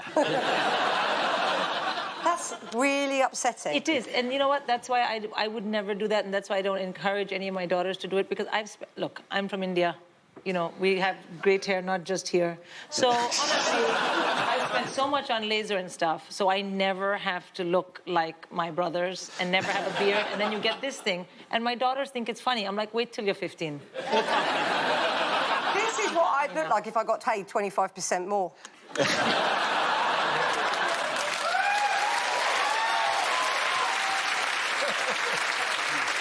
Oh, my God. Yeah. Oh. Has anyone ever wanked over themselves?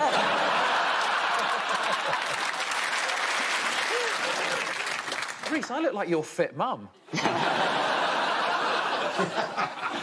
No, Neil. I've come to pick you up from school wearing my shortest shirt.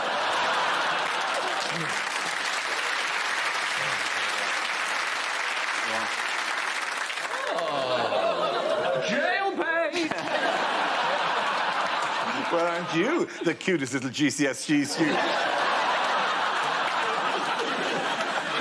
Oh, hello. There you go. It is Finally, me, you've grown Ed up. Gamble. And if I go across a couple, it is me, Rob Beckett.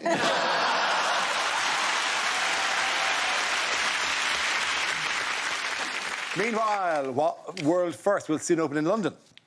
It's a vagina museum. It's a vagina museum. Darling, I don't even know how to say that word. For the I am a delicate southern belle. I don't know say words like that. Or you've been on Grindr too long. of a John.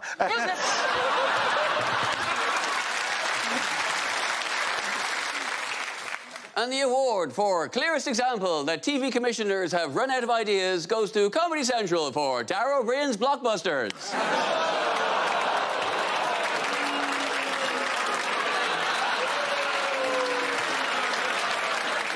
Those kids deserve to be on the telly as much as anyone. I'll tell you the best thing that's happened to me in the last week. A taxi driver mistook me for Jurgen Klopp. By the way, people often ask what I write during this bit. I was making a sign that says Ed is a prick. Moving on, according to psychologists, what healthy fantasies do some people have about their boss? Just rubbing oil into that smooth Irish head.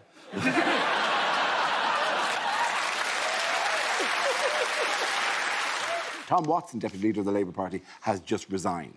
Oh, really? Oh. Yeah. Why is he resigned? Why is he resigned? Literally, what? I don't know. They just told me that a second ago. They don't do that on the news, Dara. You've got to learn a few techniques.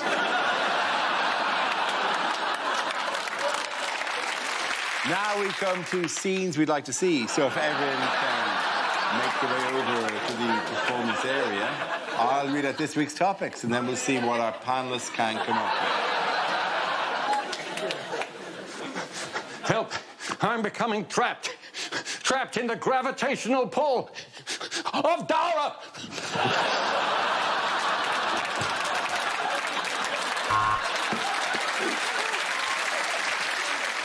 So tough week for the Conservatives. Labour, however. I tell you what, Tom Watson's resigned. Yeah. I just got everyone to sign this from the whole cast. With everyone's signatures on it, like whatever that Ed's a prick. And so we have that as a special thing. Should I sign it as well? Just to... No, you don't have to sign it. You're a prick. Unlikely lines from a costume drama. Yes, welcome to Mark the Warrior!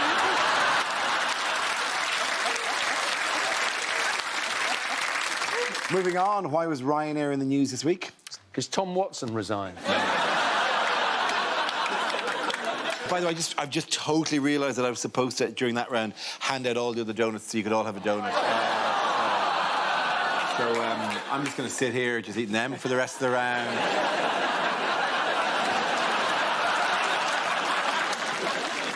What has been installed in Rochester Cathedral to encourage younger visitors? A big poster of Michael Jackson.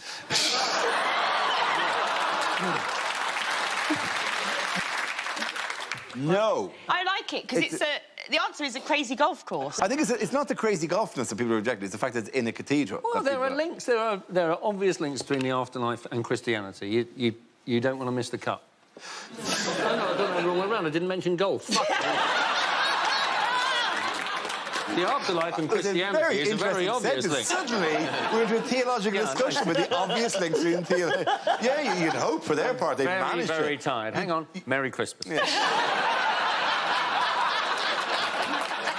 You'd hope that 2,000 years of Christianity, they'd managed to make some link between the afterlife and Christianity, because kind of like, that's all they got. Can we tell you how I know that? Because my dad is a bishop. He is a bishop. But what's his power? What's his... He's really good at golf. He got really good at it in the cathedral. Do you know what was difficult? The difficult one is the crucifix that spins around at the end. Oh, this is going to be really good if it's the Christmas episode. If If you pop the ball into Jesus' mouth, does it come out 3 days later? No, it comes as a wine ball. Goes in as an ordinary ball and re-emerges. That's a Catholic transubstantiation joke, but hey, Protestants wouldn't know that. I'm pretty sure in the water into wine thing, he didn't drink the water and then poop. No,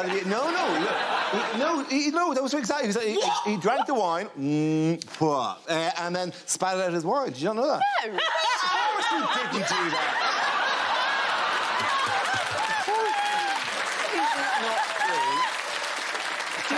And Jesus took the cup and gargled the water, and when he glumped it out again, it was wine. And he gave it to his disciples. They went, not so much. Can I just say, it's all very funny. Make fun of the Hindu for not knowing about Christianity. Do you know the number of times I have to put up with people going, you know, my favourite one of your gods, Wolverine? And you're like, that's the X-Men. He is, though. You should use him. He's... There's one for the Christmas special. Yeah, there we go. There's one for the Diwali special. Thank you.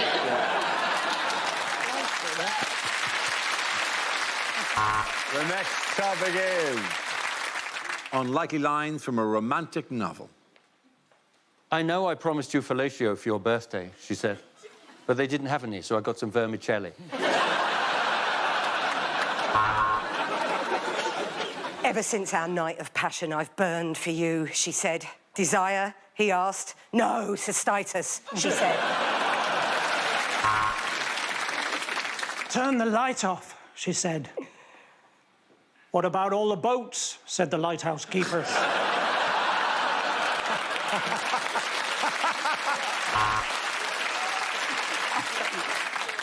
I'm not the most sexually minded man, George told her, and I know that the average man supposedly thinks about sex every dick sucking. 6 seconds.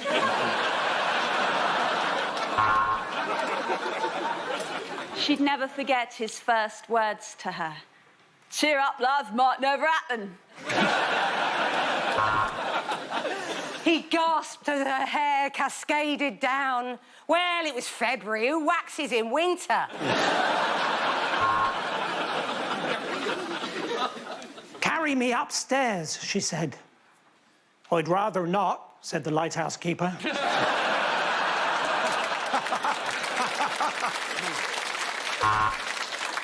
Simon sidled across the nightclub floor and used the one chat-up line he knew always worked.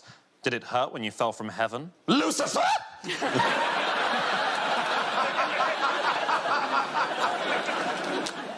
Our relationship is on the rocks.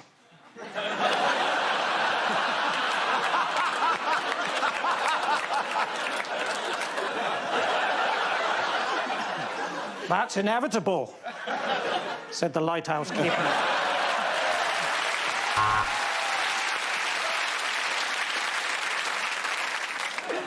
She felt the stranger's hand slide round from behind and gently cup her breasts. She's a double 38G, Barbara! We're gonna need the mega cup! At that moment, she knew, with butterflies in her stomach, that she was banned from the London Zoo Butterfly House. OK. Next topic is unlikely lines from a blockbuster movie. We are a race of super-intelligent beings who come from Uranus. Why is everyone laughing? Welcome to the Hunger Games, or as it's also known, London Fashion Week. The only way to defeat the evil clown is turning him off, then on again. This is IT.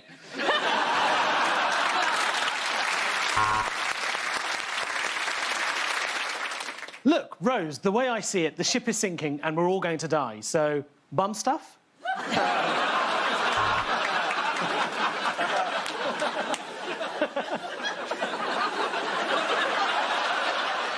Joker. A comedian becomes psychotic because people don't find him funny. Just a little warning, that's all.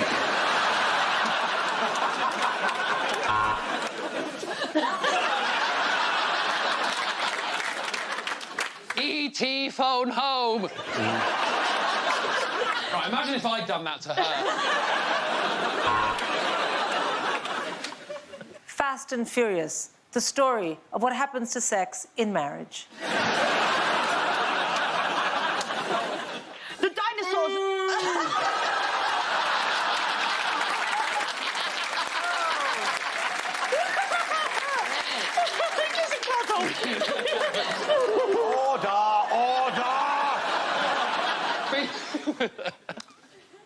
What the fuck is going on? Oh, shit! Oh, that hurts so much. God, I hate living in Lego World. There's only one superhero who can get into this frozen meal. Leave it to Thor.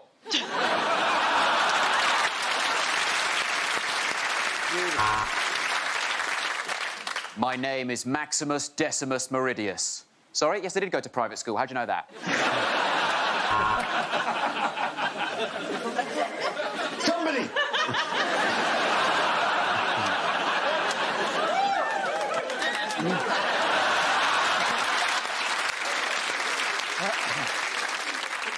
Dude, where's my car? I traded it in for a bike. Oh, piss off, Greta. Do you want to know why they call me the Riddler? It's because all of my partners are riddled with STDs. I got this role because Romesh couldn't make it.